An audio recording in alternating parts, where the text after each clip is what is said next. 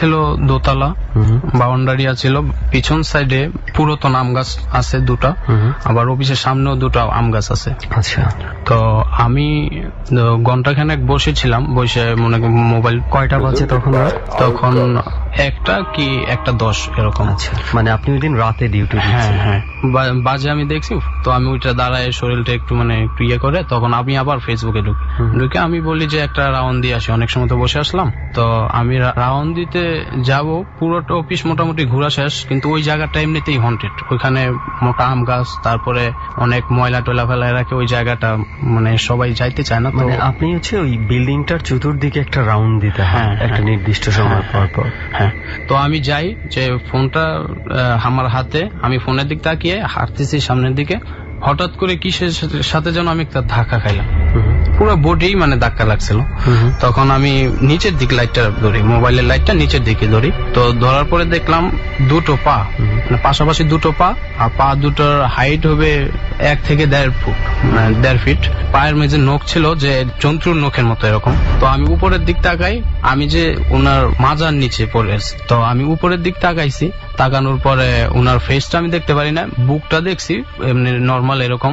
উপরে যখন ভালোভাবে দেখলাম, তখন পরে যেমন টর্চ লাইট দুটা কেউ ধরে রাখলে দুই সাইড দিয়ে দুটা, এরকম একটা, মানে ওনার চোখটা আর কি এরকম, মানে আলো দেখা যাচ্ছিল। হ্যাঁ, আলো মানে একদম টর্চ লাইটের মতো, মানে আরো বেশি পাওয়ার এরকম।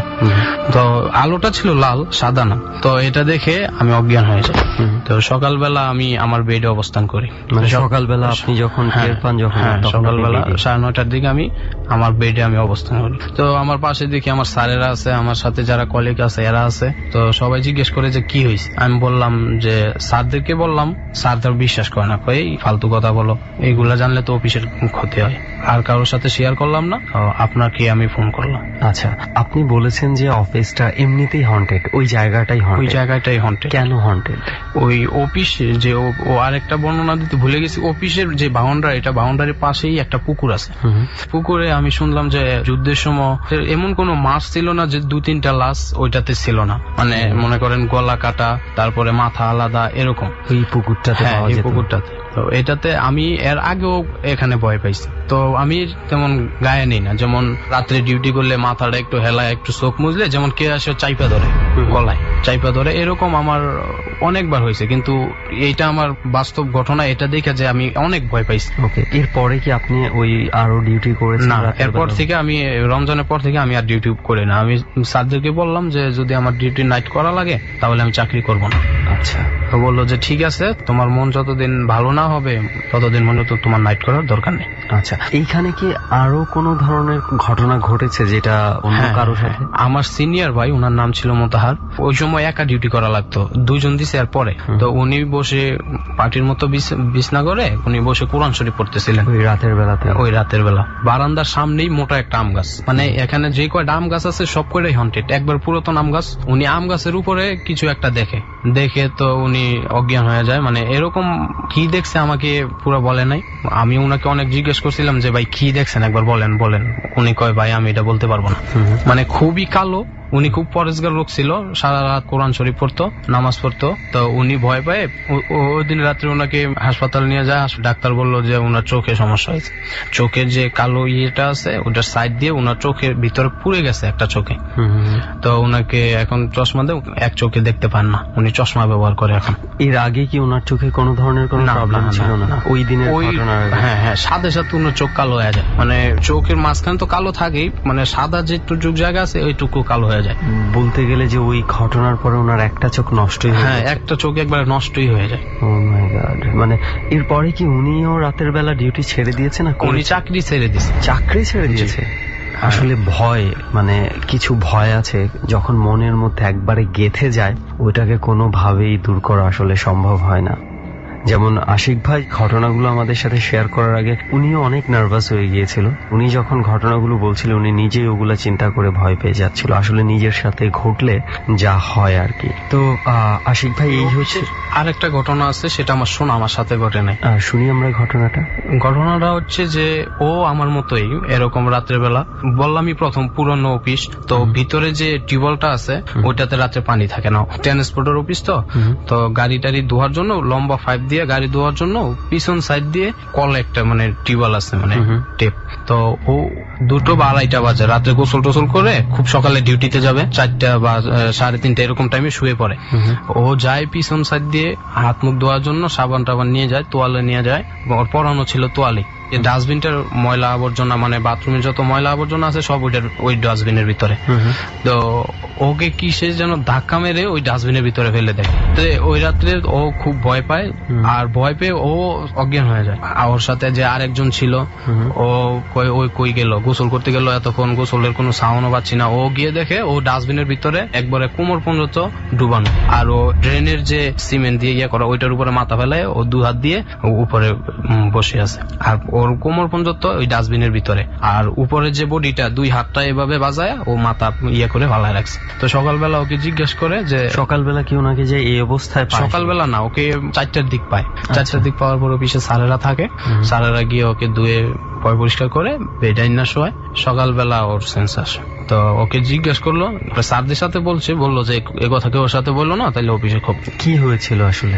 ও যখন হাত মুখ ধুয়ে মানে পিছনে গিয়ে কলটা সারতে হয়, তো ও গোসল করার জন্য কলটা সারতে গেছে, তো এখানে ছিল যে বাথরুমের ময়লা টয়লা যেখানে গিয়ে জমে, এটা বড় থাকে না, এটার মুখের ভিতরে একটা সিমেন্টের মতো ইয়া ছিল, টাঙ্কির মতো 4 কোনা।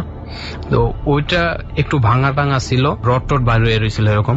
তো ওইটার ভিতরে ওকে কে হাত দিয়ে পায়ে টান দিয়ে ওকে নিয়ে যায়। ও অনেক চিৎকার পারে কিন্তু কেউ শুনতে পারে না। তো ওকে এক পা নিয়ে গেছে, যদি আরেকটা পাও ভিতরে না ঢুকাইতো তাহলে আরেক পাও ছিঁড়ে যাইতো। তখন ও ইচ্ছা করেই পা 2টা ঢুকিয়ে দেয়। তখন ও শক্ত করে গর্তটা আছে এটার ভিতরে শক্ত করে 2 হাত দিয়ে ধরে রাখে। তখন ও অনেক চেষ্টা করছে উঠার জন্য, ওকে এখানে নিচের দিকে টানে। তো এই সময় হয়তো আজান দিছে মনে হয়, এই সময় পরে ও ওনার পায়ের মধ্যে কোনো ধরনের কোনো কিছু, হ্যাঁ পায়ে ধরছে, পায়ে যে ধরছে একদম পা একদম যেমন রড গরম করে পায়ের ভিতরে লাগাই দিলে যেমন দাগ হয়ে যায় এরকম 5 আঙ্গুলে দাগ হয়ে গেছে। ও মাই গড। ও পরে এখান থেকে চাকরি চলে গেছে।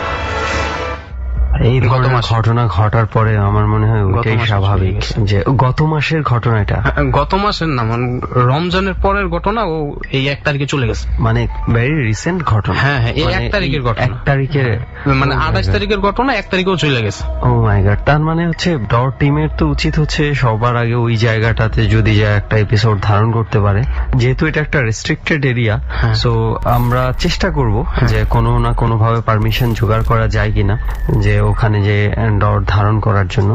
তো যাই হোক, এই হচ্ছে যে আপনার অফিসের যে ঘটনাগুলো রয়েছে, এই ঘটনা নিঃসন্দেহে খুব ভয়ঙ্কর কয়েকটা ঘটনা শুনলাম।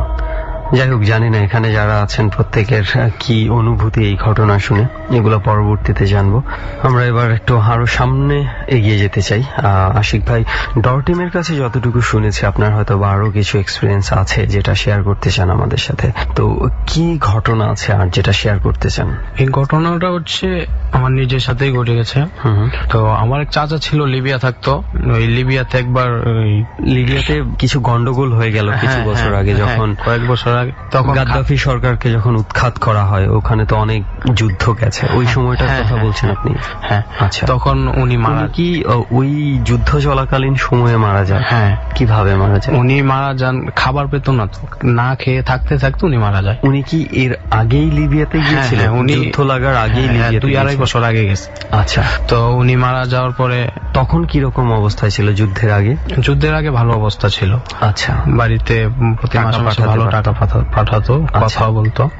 তো উনি মারা যাওয়ার পরে যে উনার লাশ আসবে, লাশ আসলো, খবর দিল লাশ নিতে বাড়ি থেকে লোক আসে। কতদিন পরে লাশ আসে মারা যাওয়ার? 25 থেকে 30 দিন এরকম। আচ্ছা, খবর পাওয়ার 1 মাস পর আসে লাশ। তো লাশ আসার পর বাড়ি থেকে লোকজন আসলো, আমরা তো ঢাকায় থাকি, আমি আর আব্বু গেলাম এয়ারপোর্টে। লাশ দেওয়ার কথা ছিল 4টা, বিকেল 4টা। আমার চাচারা আসে, তারপরে আমার এক দাদা আছে আলাউদ্দিন, উনি আসে। তো লাশ দেওয়ার কথা বিকেল 4টায়, তো কি যেন প্রবলেম ছিল, লাশ দিতে দিতে রাত প্রায় 11:30 12টার মতো বাইরে গেছে আপনাদের কাছে যখন হস্তান্তর। হ্যাঁ। তখন অ্যাম্বুলেন্স নিতে আরো আধা ঘন্টা পার হয়ে গেল, 12টার দিকে আমরা রওনা দিই। রওনা দিলাম যত রেডি। আগে কোথায় যাচ্ছিলেন? আমরা যাচ্ছিলাম নরসিংদীতে। আচ্ছা, নরসিংদীতে মুনহরদি থানায়। আমার আব্বু ছিল, আমি ছিলাম, আর আমার আরেকটা চাচা ছিল, আর আমার একটা দাদা ছিল। আমরা ছিলাম অ্যাম্বুলেন্সের ভিতরে লাশের সাথে, আর ড্রাইভার ছিল, ড্রাইভারের সাথে আরেকজন ড্রাইভারের অ্যাসিস্ট্যান্ট যে ও ছিল, আমরা এই কজন। আর উনারা যারা ছিলেন উনারা গাড়ি দিয়ে আগে চলে যায়। আমরা রওনা দিলাম। আধা ঘন্টা 15 ঘন্টার মতো গাড়ি চলার পর কালীগঞ্জ যাওয়ার পর একটা দোকান খোলা দেখে ড্রাইভার বলতেছে, ভাই আমি সন্ধ্যা থেকে তো কিছু খাই নাই, একটু হালকা নাস্তা পানি করবো। আব্বু বললো যে ঠিক আছে, নাস্তা পানি করবেন, ভালো কথা করেন। আব্বু বললো যে লাশটা কি একা গাড়িতে রেখে যাওয়া কি ঠিক হবে? আলালউদ্দিন দাদা বললো যে ঠিক আছে আমি থাকি। আমি বললাম যে আমিও থাকি, আমি খাওয়া দাওয়া করবো না, আমি অনেক কিছু খাইছি, আমি এখন আর খাবো না। তো দোকানটা মনে করেন এখান থেকে দূর ছিল, মানে 200 গজ, মানে অনেক ভিতরে দোকানটা ছিল। আচ্ছা, রাস্তা থেকে একটু হ্যাঁ, রাস্তা থেকে। আর ওই জায়গায় গাড়ি নেওয়ার কোনো সিস্টেম ছিল না। মাঝখানে একটু ফাঁকা জায়গা আছে গাড়ি রাখার মতো, এরকম একটু জায়গায়। তো গাড়িটা এখানে রেখে ওনারা গেলেন। এখন আমরা অ্যাম্বুলেন্সের ভিতর থেকে বাইর হলাম না। তো তার মানে 2 জন রয়ে গেলেন? হ্যাঁ, 2 জন রইলাম, আর লাস্টটা কফিনের ভিতরে। তো আমি বসে মোবাইল টিপতেছি, ওনার কানেও হেডফোন, আমার কানেও হেডফোন। হঠাৎ মনে করেন 5 কি 7 মিনিট, আরো কম হবে, তো ওনারা সবাই চলে আসলেন। আইসা কোনো কথা বলে না, চুপচাপ সবাই আসলেন। গাড়ি চলতেছে, চলতে চলতে অনেকে চেনেন হয়তো, কালীগঞ্জ থেকে গাড়ি স্টার্ট করলো। আমরা ঘোড়াশাল ব্রিজ উপরে গেলাম, মাঝামাঝি গেছি। যে আমি তো বললাম যে এত তাড়াতাড়ি চলে আসলাম, ঘোড়াশাল গেলে আর নরসিংদী কতক্ষণ। তো ব্রিজ পার হওয়ার পর মানে আমি ড্রাইভারের দিক খেয়াল করলাম যে ড্রাইভার আমার দিক তাকিয়ে আছে, মানে খুব বড় বড় চোখ, আমার দিক না তো পিছনে, মানে ড্রাইভারের সিট থেকে পিছনের দিক তাকিয়ে আছে। আমি কই এটা কিভাবে সম্ভব? আমি ভালো, তখনও গাড়ি চলছে, ড্রাইভার পিছনের দিক, মানে এরকম একটা ড্রাইভারের দুনো হাত স্টিয়ারিং এ, ড্রাইভারের চোখ মুখ ফেস হচ্ছে, মাথা হচ্ছে আমার দিকে। মানে আমরা যদি ধরি যে পুরো ঘাটটা, মানে পুরো 180 ডিগ্রি ঘুরে গেছে পুরো মাথাটা। হ্যাঁ, ওকে। তারপর তো আমি দেখে, আমি যে হাত দিয়ে আমার দাদাকে ডাকবো, আমার হাত লড়াবার শক্তিটাও নাই। তখন যেভাবে ডাকলাম, কই কি হয়েছে? আমি কই এই যে দেখেন ড্রাইভারের দিক দেখেন। তাকায় দেখলো, কই এটা কিভাবে সম্ভব? এখন আব্বুর দিক তাকাইছি, আমরা এতক্ষণ কারোর দিকে খেয়াল করছিলাম না, ফোনে মন ছিল তো।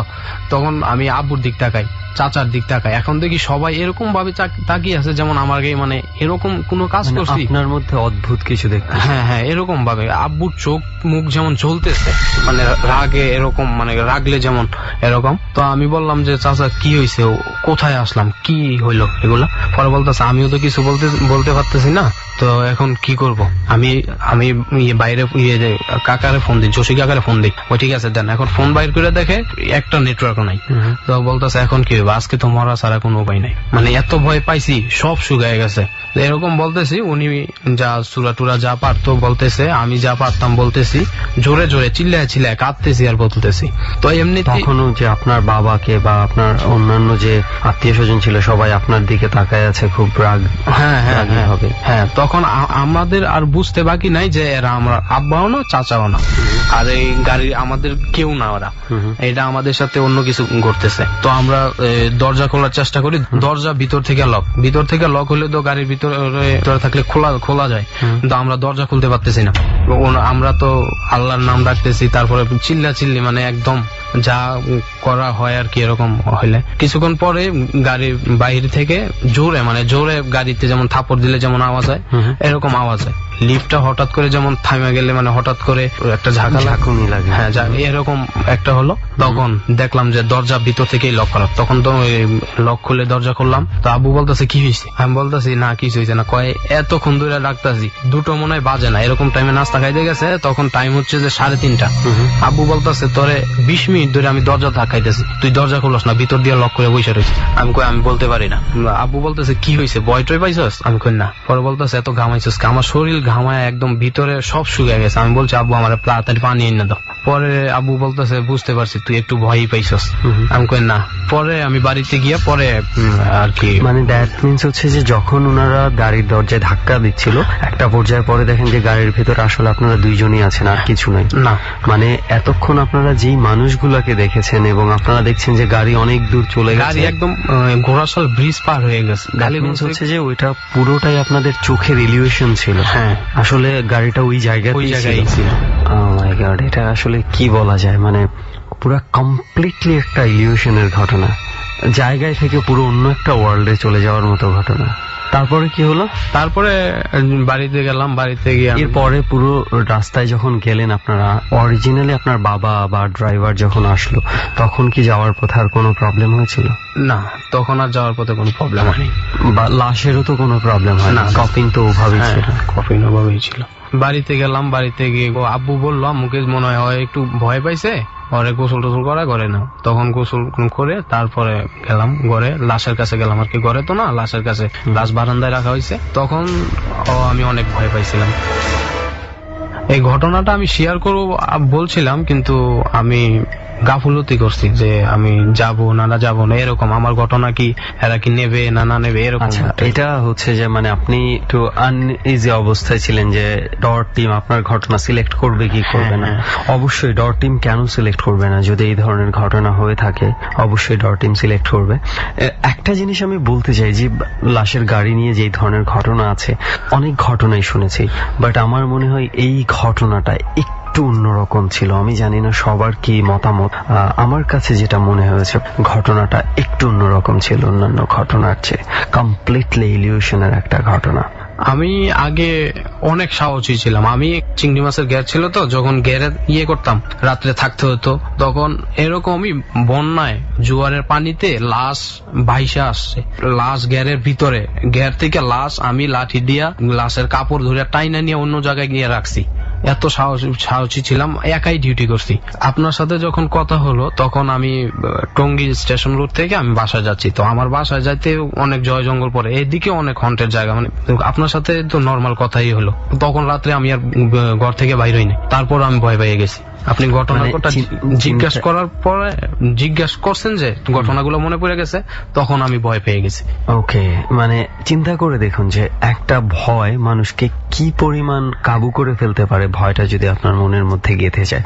যেই ছেলে আগে নিজে একা বেওয়ারিশ লাশ পানি থেকে টেনে তুলে ফেলতো আর একা একাই ডিউটি করতো, সেই ছেলে এখন নর্মাল সিম্পল তার ঘটনাগুলো মনে হলেই মানে সে ঘর থেকে বের হতে পারছে না। এইটাই হচ্ছে আসলে নিজের সাথে যখন ঘটে তখন আসলে বোঝা যায় কোনো কিছু লজিক আর তখন কাজ করে না। তো যাই হোক, অনেক অনেক ধন্যবাদ। আপনাকে অনেক ধন্যবাদ আপনাদের জানতে সুযোগ দেওয়ার জন্য। চলছে ডর হন্টেড বাই প্রাণ মিস্টার ম্যাঙ্গো ক্যান্ডি। শান্ত, সুমন এবং আরজে কিবরিয়া আছে আপনাদের সাথে। এক এক করে আমরা সবার ঘটনা শুনছি এবং এই মুহূর্তে যার ঘটনা শুনতে যাচ্ছি তার ঘটনা শুনবার আগে তার নামটা এবং পরিচয়টা একটু জানতে চাচ্ছি। জি, আমি নুহাস, আমি এসেছি মিরপুর থেকে।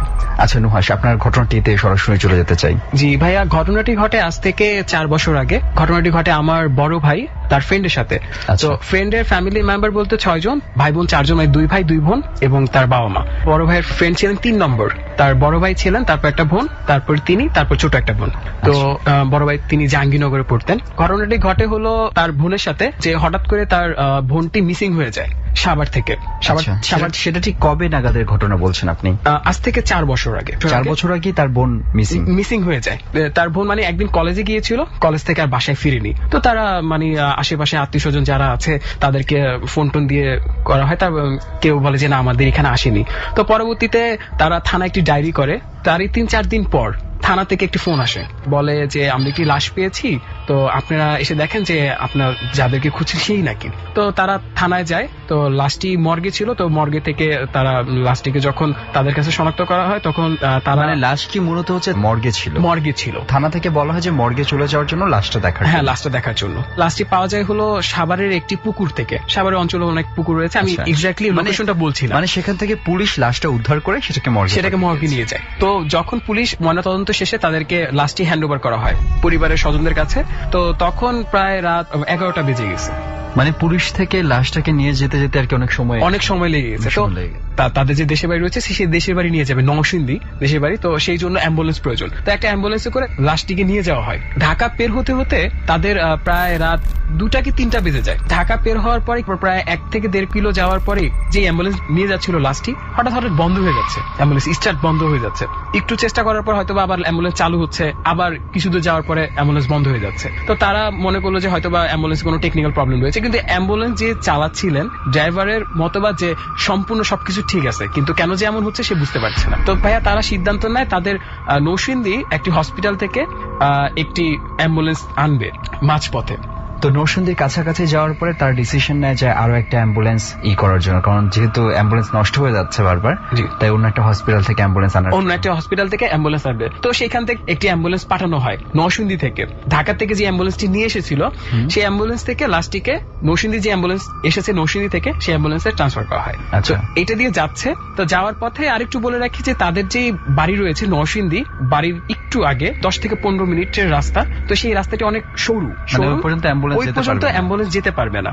তারা 3-4 জন মানুষ, তারা কফিনটিকে হাতে করে ক্যারি করা সম্ভব না, আরো এত রাত। তো তাদের বাড়ির পাশ থেকে একটি ভ্যান গাড়ি মানে পাঠানো হয়, স্থানীয় ভ্যান গাড়িওয়ালা ভ্যান যারা আছে গাড়িকে তাদেরকে পাঠানো হয়। বাজারে পাঠানো হয়, যে বাজার থেকে ভ্যান গাড়িতে করে বাকিটা পথ মানে বাড়ি পর্যন্ত লাশটিকে নেওয়া হবে কফিন থেকে। আচ্ছা। অ্যাম্বুলেন্সটি বাজার পর্যন্ত লাশটিকে নিয়ে যাওয়া হয়। তো বাজার থেকে বাকি পথ ভ্যানে যাবে।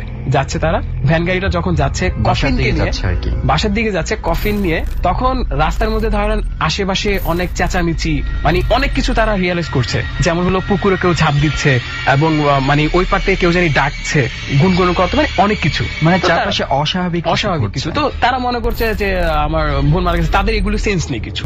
তো পরবর্তীতে ভাইয়া তাদের ডিসিশন থাকে যে তারা ফজরের পরপরই, যেহেতু লাস্টটি আজ থেকে 7-8 দিনের পচা, ফজরের পরপরই মাটি দিয়ে দিবে, আচ্ছা। দাফন করে দিবে। তাই করা হয়। ফজরের পরপরই জানাজা করে লাস্টিকে দাফন করে দেওয়া হয়। কিন্তু যে কফিনটিকে নিয়ে মানে বহন করে লাস্টিকে আনা হয়েছে, সে কফিন সহ না, কফিন ছাড়া পারিবারিক কবরস্থান রয়েছে বাড়ির পাশে, তো সেই কবরস্থানে দাফন করা হয়। তো কফিনটিকে রাখা হয় তাদের বাড়ির যে বারিন্দা রয়েছে, আঙ্গিনা থাকে, সেই আঙ্গিনাতে। আচ্ছা, তার মানে হচ্ছে বাসার পাশে যে পারিবারিক কবরস্থান ছিল জি। সেখানে কবর দিয়ে তারপর কফিনটাকে ব্যাক করে বাসায় নিয়ে আসা। বাসায় নিয়ে আসা হয়। কবরস্থান হলো তাদের বাসার পাশে একেবারে পারিবারিক কবরস্থান। গ্রামে প্রত্যেকটা বাড়ির একটা পারিবারিক কবরস্থান থাকে, আচ্ছা। সেরকমই। দাফন করার পরে প্রায় তখন দুপুর, ওকে, মানে ফজরে দাফন করা হয়, তারপর দুপুর বেলা হচ্ছে দুপুরের ঘটনা বলছি। তো এমন একটা সময় মরা বাড়ি অনেকেই দেখতে আসে, অনেক বাড়িতে খাবার টাবার আসে, এমন কিছু তো আয়োজন, যে ছোট ছোট বাচ্চারা আছে, তো সবাই খেতে বসছে। তো ভাইয়াই তাদেরকে সার্ভ করছে খাবারগুলো। তো হঠাৎ করে তাদের ভাইয়া মিন্স হচ্ছে যে ওই মারা মেয়ের যে গিয়েছে ভাই। মেয়ের বড় ভাই, মেয়ের বড় ভাই। আচ্ছা। তো সার্ভ করছে, তো হঠাৎ করে মানে সবাই পাচ্ছে যে লাশ পচা যে গন্ধ রয়েছে, সেই গন্ধ পাচ্ছে তারা। তো ভাইয়া বুঝতে পেরেছে যে কফিনটি তো বাহিরে রাখা, হয়তো বা কফিন থেকে হয়তো আসছে, হয়তো লাশের যে পানি, সেই পানি কফিনে পড়েছে, যে লাশ পচা যে পানি, যেহেতু এটা পানি থেকে উদ্ধার করা হয়েছে লাশটিকে। হ্যাঁ। তো অনেক পানি লাশটা ফুলে গেছে অনেক, মানে বিবর্ষ হয়ে গিয়েছিল, চেহারা বোঝা যাচ্ছিল না। আমি আমার পার্সোনাল এক্সপিরিয়েন্স যদি একটু শেয়ার করি আপনার সাথে, আমি এরকম একটা লাশ দেখেছিলাম, সেটা হচ্ছে একদম ফুলে মানে এতটা বাজে অবস্থা হয়ে গিয়েছিল, এবং লাশের যে গন্ধ ছিল, ওই গন্ধ আমার সেইটা দেখার 3 দিন পর্যন্ত আমার বারবারই যেখানে যাচ্ছিলাম আমার কাছে মনে হচ্ছিল ওই গন্ধই আমি পাচ্ছি। যাই হোক, তারপর আপনার ভাই হচ্ছে কি করলেন? হ্যাঁ, তো সে ময়মুরবিদের সাথে আলোচনা করলো যে এটা কি করব, কফিনটাকে কি করা যায়। তো ময়মুরবিরা বললেন যে এটাকে তুমি নদীতে ভাসিয়ে দাও, পোড়াটোরা কোনো কিছু করার ভাঙাচোরা দরকার নাই, এটাকে নদীতে ভাসিয়ে দিতে মানে হবে। কফিনটা যেভাবে আছে হ্যাঁ, সেরকমই এটা একটা নিয়ম, নদীতে ভাসিয়ে দিতে হবে। তো ভাইয়া তাদের বাড়ি থেকে নদীর দূরত্বটা প্রায় হলো 1 থেকে 1.5 কিলোমিটার। আচ্ছা। তো ভাইয়া চিন্তা করলো যে তার খাবার টাবার শেষ করে আমি একটু বিকাল দিকে কফিনটাকে নিয়ে নদীতে ভাসিয়ে দিয়ে আসবো। তো তখন বিকাল মানে আসরের পর যেই ভ্যান গাড়ি দিয়ে কফিনটিকে আনা হয়েছিল বাজার থেকে, সেই ভ্যান গাড়ি এবং চালক সহ তিনি কফিনটিকে নিয়ে নদীর উদ্দেশ্যে রওনা দেন। মানে ওই ভ্যান গাড়িতে করে ঠিক করলেন যে কফিনটাকে নদীতে ভাসিয়ে দিয়ে আসবে। তো ভাইয়া তাদের ওই নদীর ঘাটে যেতে যেতে সময়টা পেরিয়ে প্রায় একদম মাগরিবের আজান দিবে এমন একটা টাইম। তো ভাইয়া নদীতে যখন কফিনটিকে ভাসিয়ে দিবে, এমন একটা অবস্থা দেখা যায় যে নদীর পারে মানে অনেক কচুরি পানা। তো সে চিন্তা করলো যে কফিনটিকে যদি আমি এখানে রেখে যাই, হয়তো বা অনেকে অনেক ভয় টয় পেতে পারে। তো সে এই জন্য একটু নামলো, নেমে কফিনটিকে ভাসিয়ে দেওয়ার জন্য কচুরি পানাগুলো সরিয়ে দিচ্ছে, যে কফিনটি যেন ভেসে যায়। সে নামতে নামতে বুক পর্যন্ত যে নেমে গেছে তারই খেয়াল নেই। আচ্ছা। মানে তার এই মাথায় এটা নেই, মানে আনকনসিয়াসলি সে বুক পর্যন্ত পানিতে নেমে গেছে কফিন মানে ঠেলতে মতো ভাসিয়ে দেওয়ার জন্য। কফিনটাকে ভাসিয়ে দিচ্ছে, এখন কফিনটি রীতিমতো যাচ্ছে, নদীতে ভেসে যাচ্ছে। তো সে যখন ব্যাক করবে তখন শব্দ আসলো যে তার বোনের গলায়, যেই বোনটি মারা গিয়েছে তার কণ্ঠে আসলো, ভাইয়া তুই আমাকে ছেড়ে কই যাস। তো এইটা প্রথমবার হওয়ার পরে সে হয়তোবা ভাবছে যে হ্যালোসিনেশন, সে গুরুত্ব দেয়নি। পরপর 2-3 বার হওয়ার পরে সে পিছনে ফিরে তাকানোর পর দেখা যায় যে কফিনটিকে সে ভাসিয়ে দিয়েছে 30 থেকে 40 ফিট চলে গিয়েছিল কফিনটি। কিন্তু সে পিছনে তাকিয়ে দেখে যে তার একেবারে কোমরের সাথে কফিনটি লেগে আছে, এবং কচুরিপানা সে যে সরিয়ে দিয়েছিল কচুরিপানা সেই আগের জায়গায় একেবারে মানে কিছুক্ষণ আগে কফিনটা যে জায়গায় ছিল সেই জায়গায় চলে এসেছে, এবং কচুরিপানা আগের জায়গায়, কফিনও আগের জায়গায়, এবং সে মানে ফিল করছে যে তাকে নিচ থেকে মানে পায়ের গোড়ালি ধরে কে জানি টানছে। আচ্ছা, তখন পায়ের গোড়ালি টানছে এবং সে রীতিমতো নিচে চলে যাচ্ছিল। তখন যে ভ্যান চালক উপরে ছিলেন তখন তাকে বলল যে ভাই আমাকে বাঁচান। তখন ভ্যান চালক নিচে নেমে এসে তাকে হাত ধরে টেনে উপরে উঠলো, এবং তিনি ডাঙায় ওঠার সাথে সাথে সেন্সলেস। তো যেই ভ্যান গাড়ি দিয়ে কফিন নিয়ে আসা হয়েছে সেই ভ্যান গাড়ির চালক ছিলেন তাকে ভ্যান গাড়িতে উঠিয়ে বাসা পর্যন্ত নিয়ে যায়, এবং কফিনটি যেই জায়গায় ছিল সেই জায়গায় রেখে দেওয়া হয়। মানে কফিনটিকে যে ভাসাবে সেই সিচুয়েশন সেখানে ছিল না। তখন কি কফিনটা ওখানে রেখে চলে আসে? কফিনটা ওইখানে রেখে আসার কারণটা হলো তখন মানে কফিনটাকে ভাসি দেওয়ার মতো পরিবেশ ছিল না, মাগরিব আজান দিয়ে দিয়েছে এবং চারদিক পুরো কুচকুচে কালো। তো ভ্যানগাড়ি আল্লাহ সাহসও করেনি যে কফিনটাকে ভাসিয়ে দিবে। ওইকে নিয়ে ব্যাক করে বাসায় যাওয়ার পর তাকে পানি টানি দিয়ে সেন্স ফিরিয়ে আনা হয়। তো ফিরিয়ে আনার পর সে কারোর সাথে এগুলো শেয়ার করে নাই। তো সেদিন সন্ধ্যা পের হয়ে গেল, সবাই ভাবলো যে হয়তোবা বোন মারা গিয়েছে, সেই শোকে হয়তোবা কিছু খায়ও নেই 3-4 দিন, যেহেতু বোনটা নিখোঁজ ছিল। তো সেই অনুসারে সে কিছু খাওয়া দাওয়া অজ্ঞান হয়ে গেছে, পরিবারের সবাই এগুলি ভেবে নিয়েছে। তো পরবর্তীতে দেখা যায় যে সেই দিন পার হয়ে যায়। তারপরের দিন দুপুর বেলায় যেমন সূর্য মাথার উপর থাকে, মানে যেভাবে ভাইয়া বলেছে আমাকে, আচ্ছা, সেই সময় বারিন্দাতে 3-4 জন লোক ছিল, এবং তার যে ভাগ্নি ছিল, মানে মরা বাড়ি 4 দিনের মিলাদ পর্যন্ত সবাই ওইখানে থাকে, গ্রামের একটা নিয়ম থাকে। 2-3 দিন পার হয়ে গেছে, খেলাধুলা করতেছে। তো এমন সময় দেখলো যে তার বোন যেই ড্রেসে, মানে যে ড্রেসটা পরা ছিলেন মারা যাওয়ার সময়, কফিনে যেই ড্রেসটা পরে লাশটা যেভাবে উদ্ধার করা হয়েছে ঠিক তেমন ভাবেই, মুখটা বোঝা যাচ্ছে না। যখন মর্গে যেই অবস্থায় দেখেছে তার বোনকে, মানে গোসল করানোর আগে একেবারে সেম ড্রেসই একদম সেম ভাবেই দেখেছে। তখন সে ঘর থেকে দৌড়ে বের হয়ে দেখে যে বারিন্দার মধ্যে কেউ নাই, বাচ্চারা খেলছে। তখন সে মানে জিনিসটাকে ফিল করতে, এবং আবার ঘরে ব্যাক করবে, দেখছে যে জায়গাতে হেঁটে গেছে সেই জায়গা দিয়ে পায়ের ছাপ, পানি সহ পায়ের উঠোনের মধ্যে। সেটা তো এমনও হতে পারে অন্য কোনো মানুষের পায়ের ছাপও হতে পারে না, সে অলরেডি বাচ্চারা খেলছিল সেখানে। একেবারে মানে বাচ্চাদের পায়ের ছাপ আর বড়দের পায়ের ছাপে একটা মানে সে মানে দেখে বুঝতে পারে যে সামথিং ইজ রং। তো তারপরে সে এক হুজুরের কাছে যায়, একটা তাবিজ দেওয়া হয়। তাবিজ দেওয়া হওয়ার পর সে প্রতিনিয়ত এগুলি দেখছে, এবং প্রতিনিয়ত সে স্বপ্নতে এগুলি দেখে, সেটা এখনো দেখছে। এবং সে আজকে 2 বছর খুবই অসুস্থ, মানে সে খুব ভালো একজন স্টুডেন্ট ছিলেন, এখন সে কিছুই করতে পারে না। আচ্ছা, এই অসুস্থতার কারণে কি ডাক্তার দেখানো হয়েছে কোনোবার? মানসিক অনেক ডাক্তার দেখানো হয়েছিল, কারণ তারা ফ্যামিলি সবাই এডুকেটেড পারসন। অনেক ডাক্তার দেখানো হয়েছিল, কিন্তু কোনো কিছু হয়ে ওঠে নাই। ওকে, তো এটা ছিল নুহাস আপনার ভাই থেকে শোনা ঘটনাটি, তাই তো? জি ভাই, অনেক ধন্যবাদ আপনাকে আজকে আমাদের ডরের জার্নিতে এসে আপনার ঘটনাটি আমাদের সাথে শেয়ার করার জন্য। থ্যাংক ইউ ভাই। ডরের জার্নি চলছে এবং অলরেডি আমরা বিভিন্ন ধরনের এক্সপেরিয়েন্স শুনতে শুরু করেছি, এবং আই হোপ যে কিছু এক্সপেরিয়েন্স আপনাদের কাছে অনেক ভালো লেগেছে বলে আমার মনে হয়। আমি জানি না আদৌ কার কাছে কিরকম লেগেছে। তো যাই হোক, কথা না বাড়িয়ে এবার আমরা পরবর্তী ঘটনার দিকে যেতে চাই, এবং প্রথমে যথারীতি একটু পরিচয়টা জানতে চাই শুরুতে আপনার। আমি মোহাম্মদ রিজা হোসেন। আপনি কোথায় থাকেন? ঢাকার খিলগাঁও গুরানে থাকি।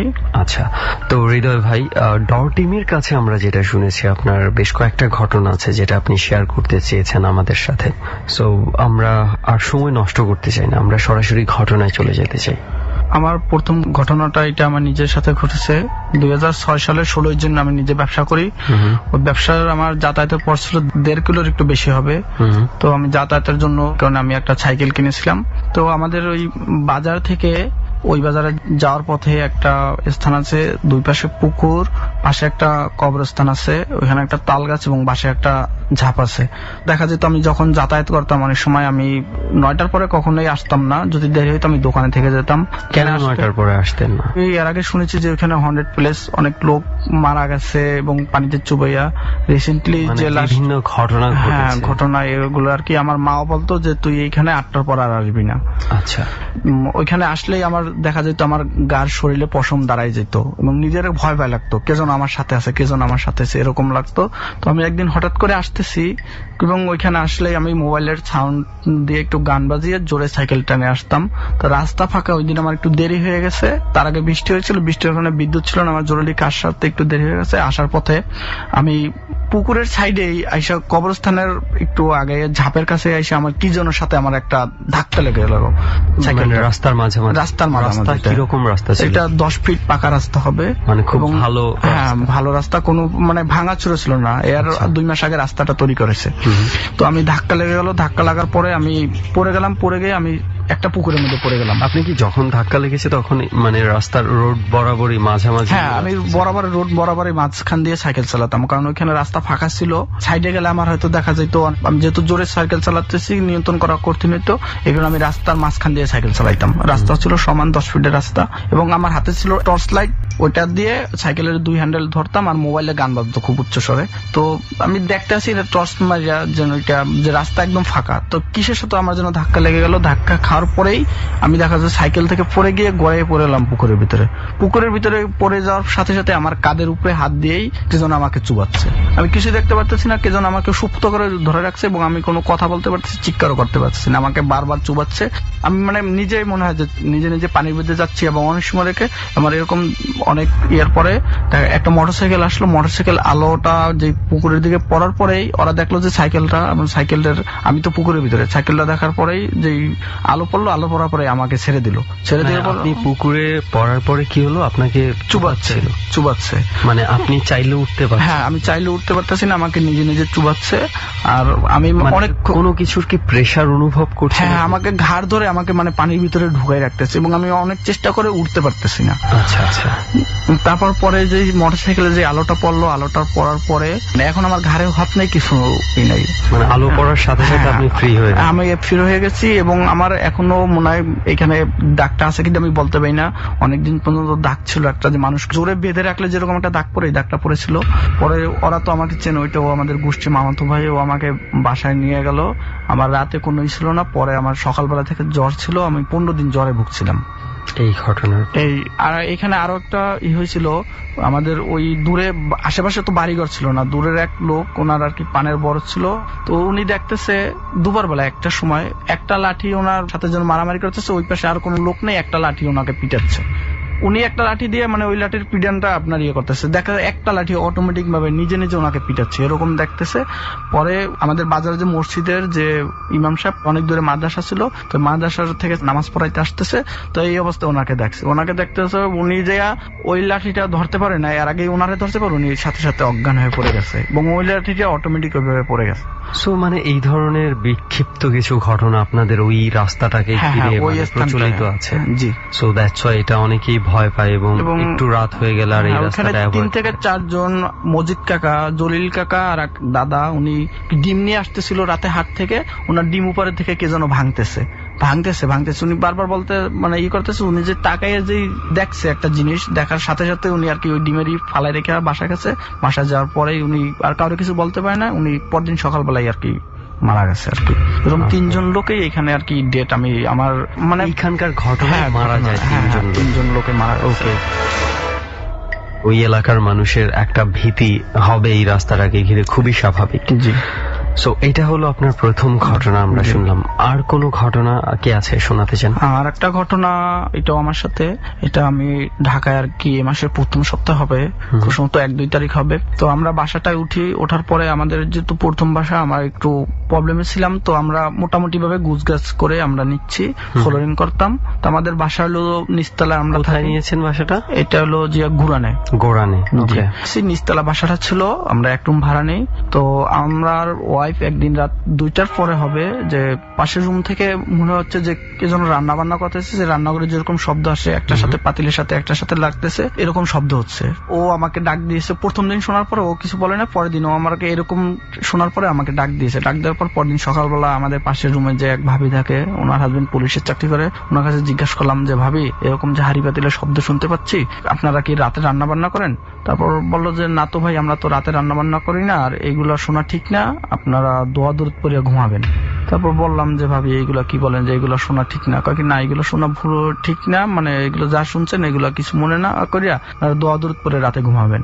এইটার বলার একদিন পরেই আমাদের জানলা ছিল দুটা, একটা হলো পূর্ব পাশে আর একটা হলো উত্তর পাশে। তো জানলার 4টা করে ছিল পাট ছিল, তো ওই 4টা পাট আর এই সাইডের 3টা পাট আমি আটকে ঘুমাতাম, একটা পাটটা খোলা রাখতাম হাওয়া বাতাসের জন্য।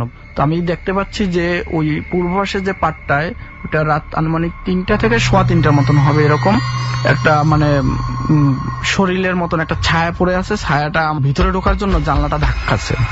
আমি প্রথম দেখি, দেখার পরে আমার ওয়াইফকে আমি ডাক দেই যে দেখো, ও তো আমাকে দেখে ও তো মানে পুরা ভয়তে ও কাঁপতেছে। তারপর বললাম যে কাইপো না, দেখি কি অবস্থা। আমি পরে সাথে সাথে এই জানলাটা যেটার একটা পাট খোলা ছিল এটা আমি আটকে দিয়ে আমাদের যে বাবু আছে আমরা ফ্লোরিং করতাম, আমরা ইয়াতে দক্ষিণ পাশে গিয়েই আমাদের মানে বেডটা টান দিয়ে নিয়ে গেছি। নিয়ে যাই ও আমার জড়াই দেখতে পান জানলার একটা পশমালা ইয়ার মতন আছে, ওইটা আমাদের জানলাটা থাবড়াচ্ছে, বিশাল আকৃতির আর কি বডিটা। এবং একটা যে 4টা পাটের জানলাটার পুরো পাটেই ওর বডিটা আটতেছে না। আচ্ছা, পরে থাবড়াচ্ছে, এই অবস্থায় চলতেছে। চলার পরে যখন আমার ওয়াইফ আর কি দোয়া দুরূদ শরীফ এরকম সূরা মানে যে যতটুক পারে এতটুক পড়তেছে, তো এরকমই করতেছে, বারবার এরকম ধাক্কাছে ভিতরে ঢোকার জন্য। তো দেখা ও কাঁদতেছে, আমিও কাঁদতেছি, বলে কি অবস্থা। পরে ফজরের আজান দেওয়ার 10 থেকে 15 মিনিট হবে, আর আগে ওই জিনিসটা নেই। মানে এতক্ষণ টানা, তাহলে তো অনেক দীর্ঘ সময়। হ্যাঁ, প্রায় 2 ঘন্টার মতনই হবে খুব সম্ভবত।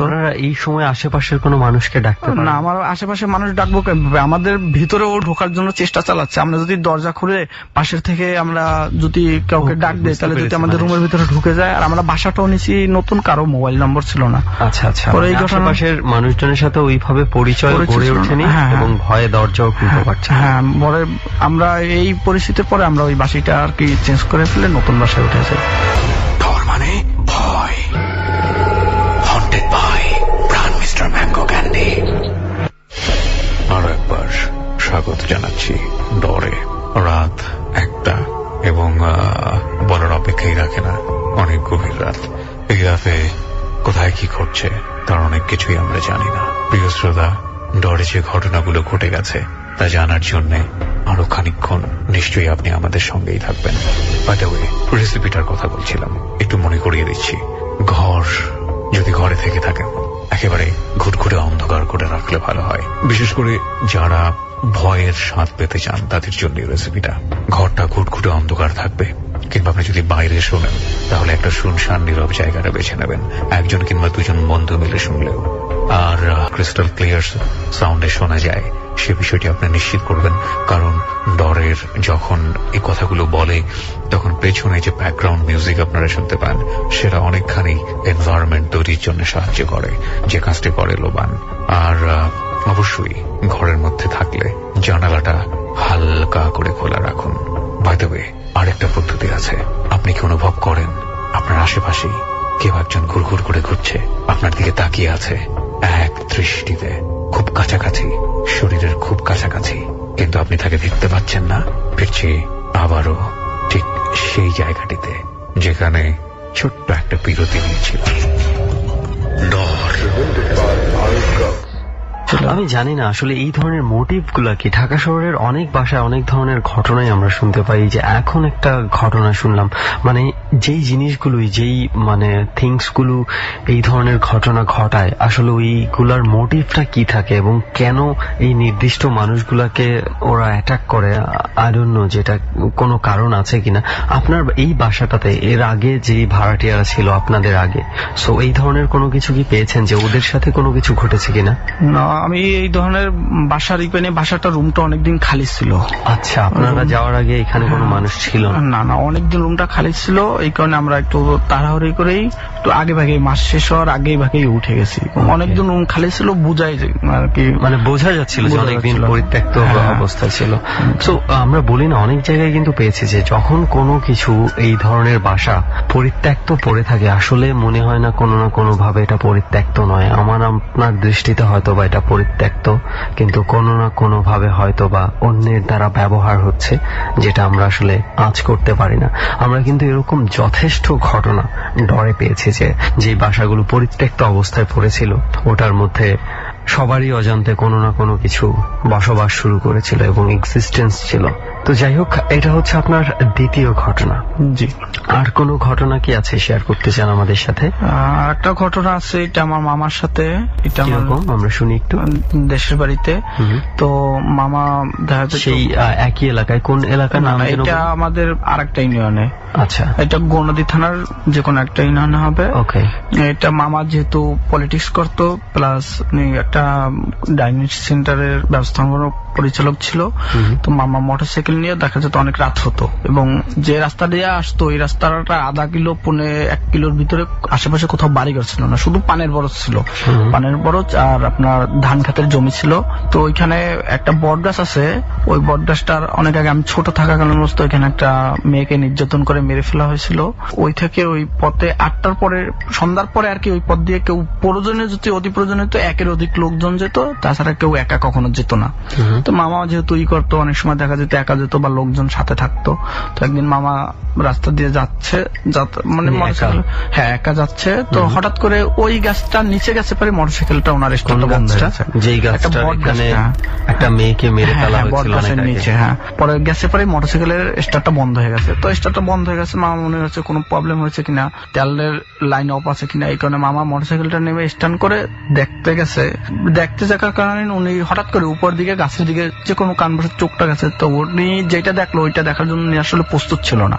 কি দেখেছেন? উনি দেখেছে যে একটা সাদা কাপড় পরা একটা মহিলা 2 দিকে 2 হাত করে দাঁড়িয়ে আছে, এবং ওনার চুলগুলি পড়েছে একদম বট গাছের নিচে, যে পাশে একটা খাল আছে, খালের ভিতরে মানে খালের পানি ছুঁই ছুঁই এরকম চুলগুলো পড়ে গেছে। এগুলো দেখার পরে মামা খুব মানে জোরে একটা চিৎকার দিয়ে দৌড় দিছে। দৌড় দেওয়ার পরে পান বরজের পাশে উনি পড়ে গেছে। পড়ে যাওয়ার পর উনি অজ্ঞান হয়ে গেছে, এবং ওনাকে সকালবেলা ওই বাড়ি যে কাজ করতে লোকজন আসছে, আসার পরে আর কি ওনাকে ওইখান থেকে উদ্ধার করে বাড়ি নিয়ে আসছে। বাড়ি নেওয়ার পরে ওই থেকেই মামা অসুস্থ, এখন পর্যন্ত অসুস্থ। এটা প্রায় আনুমানিক হবে 10 বছরের উপরে আর কি ঘটনাটা, 10 বছর আগের ঘটনাটা। তো মামা এখন আর কি অসুস্থ, মাঝে মাঝে অসুস্থ হয়, এবং ওনার মেরুদণ্ডতে ওই থেকে পড়ে গিয়ে হচ্ছে বা যেভাবে ব্যথা অনুভব করে, এবং অনেক প্রবলেম আর কি সব। আচ্ছা, ওই রাস্তাটা দিয়ে। সো দ্যাট মিনস হচ্ছে যে ওই মেয়েটাকে ওখানে খুন করার পর থেকেই ওই জায়গাটাতে, হ্যাঁ ওই জায়গাটা মেয়েটা খুন করার পরে ওইখান দিয়ে আর কি লোকজন করে না, বিভিন্ন জন লোকে আর কি বিভিন্ন প্রকার প্রবলেমের পরিস্থিতি দেখা গেছে। ওইখানে বসে কেউ একজন চিৎকার করতেছে, মানে রাস্তা দিয়ে হেঁটে যাচ্ছে 3-4 জন, দেখা যায় আশেপাশ থেকে চিৎকার করতেছে। তারা খুব দ্রুত স্থানটা ত্যাগ করে, কারণ অনেক এলাকা যারা বসবাস করে তারা তো জানে যে এখানে কি একটা হয়েছে, প্রবলেম আছে। আসলে ওই যা হয় আর কি, রিউমার যদি ছড়িয়ে যায় কোন একটা ঘটনা, যতটুকু সত্যি হোক বা মিথ্যা হোক, এটা মানুষের মনের অজান্তেই মানুষের মধ্যে একটা ভয় গেঁথে যায়। কোন একটা এরিয়া সম্পর্কে যদি আপনি জানেন যে এখানে কোনো একটা প্রবলেম হয়তো আছে, কয়েকজন ভয় পেয়েছে, আপনার মনের অজান্তে দেখবেন যে আপনিও ভয় পেতে শুরু করবেন যে আসলেই হয়তো বা এখানে কিছু একটা আছে। তবে এই সব ক্ষেত্রে আমি বলবো যে এই রিউমার গুলাকে সব ক্ষেত্রে প্রাধান্য দিতে গেলে আপনার কিন্তু চলাফেরা করার গণ্ডিটা অনেক ছোট হয়ে আসবে। তবে হ্যাঁ, এসব ঘটনাতে এতটুকু বলতেই হয় যে একটু সাবধান থাকা ভালো। তো যাই হোক, অনেক ধন্যবাদ আপনাকে আমাদের এই জার্নিতে এসে আপনার ঘটনাগুলো আমাদের সাথে শেয়ার করেছেন। আপনাদেরকেও ধন্যবাদ। ডরের জার্নি চলছে এবং আমরা এক একজনের এক্সপেরিয়েন্স শুনছি, এবং সেই ধারাবাহিকতায় এই মুহূর্তে আরো একজন রয়েছে আমাদের সাথে, এবং তার ঘটনা আমরা শুনবো। আর বরাবরের মতো তার ঘটনাতে যাওয়ার আগে তার পরিচয়টা একটু আমরা ভালো করে জেনে নেব। যদিও ডর টিম জানে প্রত্যেকের পরিচয়, বাট আই থিঙ্ক যে এখানে আমরা যারা রয়েছে, ইনফ্যাক্ট যারা রেডিওতে শুনছে আমাদেরকে, তাদেরও পরিচয়টা জানা দরকার। আপনার নাম কি এবং কোথায় থাকেন, কি করেন বর্তমানে? আমি ইয়াসিন আরাফাত, জগন্নাথ বিশ্ববিদ্যালয় রাষ্ট্রবিজ্ঞান মাস্টার্স, থাকি রামপুরা। আচ্ছা, আমরা ডর টিমের কাছে যতটুকু শুনেছি, আপনার মনে হয় বেশ কিছুদিন আগের একটা ঘটনা রয়েছে যেটা ঢাকাতেই ঘটেছে। ওই ঘটনাটা একটু আমরা পুরো বিস্তারিত ভাবে জানতে চাই আপনার কাছে, কি ঘটেছিল আসলে? সময়টা ছিল 2010 সাল। তখন আমরা ইউনিভার্সিটি অ্যাডমিশন ক্যান্ডিডেট ছিলাম তখন। তো আমরা যাত্রাবাড়ি মিরহাজিরবাগে চৌরাস্তা মোড়ে একটা বাসা ভাড়া নেই, আমরা যারা ইউনিভার্সিটি অ্যাডমিশন ক্যান্ডিডেট ছিলাম। তো বাড়িটা ছিল আসলে এটা মূলত ব্যাচেলরাই থাকতো, কারণ হলো যে বাড়িটা ছিল ওল্ড ঢাকার যে বাড়িগুলো আছে পুরাতন টাইপের বাড়ি, পুরনো বিল্ডিং। জি জি। আমরা প্রায় 2 মাস থাকার পর হঠাৎ একদিন বৃহস্পতিবার রাতে আমাদের মোস্ট অফ ম্যাচের মেম্বার গুলো চলে গেছে, কচ হলো যে পরের দিন শুক্রবার। তা আমরা 4 জন ছিলাম, আমাদের পরীক্ষা ছিল। তার ভিতরে আমাদের সাথে একটা ছেলে ছিল ইলিয়াস, সে ছিল কোরআনে হাফেজ, সে চলে গেছে আবার হঠাৎ করে হোস্টেলে, কচ হলো যে ওদিন রাতে ব্রাজিলে খেলা ছিল, সে ওখানে চলে গেছে। বাট আমরা পরীক্ষা ছিল বলে আমরা যাইনি। আমরা 3 জন আমরা রাতে রেডিও টেডিও শুনলাম, যে গল্প টল্প করলাম, করার পর তখন প্রায় রাত্র 1টা, আমরা ঘুমাবো, পরের দিন সকালে পরীক্ষা আছে। তো এই কারণে আমি ওদেরকে বললাম যে তোরা ওই রুমে গিয়ে ঘুমা, আমি এই রুমে ঘুমাচ্ছি। শাহাদাত একটা ছেলে ছিল আমাদের সাথে, শাহাদাত যেতে চায়নি, সে বারবার খালি আমার রুমে যে একটু গল্প করি একটু গল্প করি। আমি জোর করে ওদেরকে বললাম যে চলে যা, সকালে পরীক্ষা আছে, আমাকে পরীক্ষা দিতে হবে। তারপর ঘুমাই গেলাম। তো ঘুমিয়ে যাওয়ার পরে হলো কি, হঠাৎ রাত্রে তখন প্রায় 3টা বাজে ধ্রিম করে একটা আওয়াজ হলো, একেবারে পুরো বিল্ডিং কেঁপে গেল। আমি তো একদম ঘুম থেকে উঠে, যেটাকে বলে আর কি, চোখ এরকম বড় বড় হয়ে গেছিল আমার, যে আমি কিসের আওয়াজ হলো, শরীর কাঁপতে ছিল তখন আর কি। তো আমি তখন চোখ যতই বন্ধ করার চেষ্টা করছি, আমার চোখ বন্ধ হচ্ছে না, আমার চোখ বারবার খুলে যাচ্ছে। ঠিক তখন বাহিরের যে একটা আবছা আলো, যে বিভিন্ন ব্যালকনিতে বা বাহিরের লাইটিং, যে ওই আলোগুলোর একটা অংশ বা একটা শেডও কিন্তু বাতাসের সাথে নড়ছে, আর আমার রুমে এটা বারবার করে আমি দেখতে পাচ্ছি। একটু পরে দেখলাম যে আমার পাশের রুমে লাইট জ্বলছে, আর একটা আওয়াজ আসছে যে আমি শাহাদাত, আমি শাহাদাত। তো আর কিছুই না, একটা লাইট জ্বলছে। তো আমি তো তখন আরো বেশি, যে আওয়াজটা আসে থেকে, যে একটা কান্না বেজে একটা কণ্ঠে, আমি শাহাদাত, আমি শাহাদাত। তো আমি একদম তখন ভীত সন্তুষ্ট হয়ে নিজেকে একদম কি বলে সেভ রাখার জন্য আমরা যেভাবে থাকি, ঠিক ওইভাবে আমি তাকিয়ে আছি যে আদৌ কি হচ্ছে।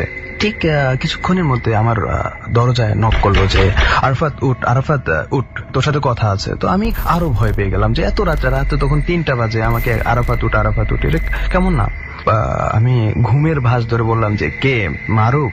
বললো যে হ্যাঁ আমি মারুফ, একটু দরজাটা খোল। আমার দরজাটা কিন্তু লাগানো ছিল না, চিটকে লাগানো ছিল না, বা ধাক্কা দেওয়া ছিল। বললাম যে জোরে ধাক্কা দিয়ে খোলা আছে। সে ঢুকলো, ঢুকার পর আমার ভয় আরো বেশি শুরু করলো যে আদৌ কে ঢুকলো আমার রুমে।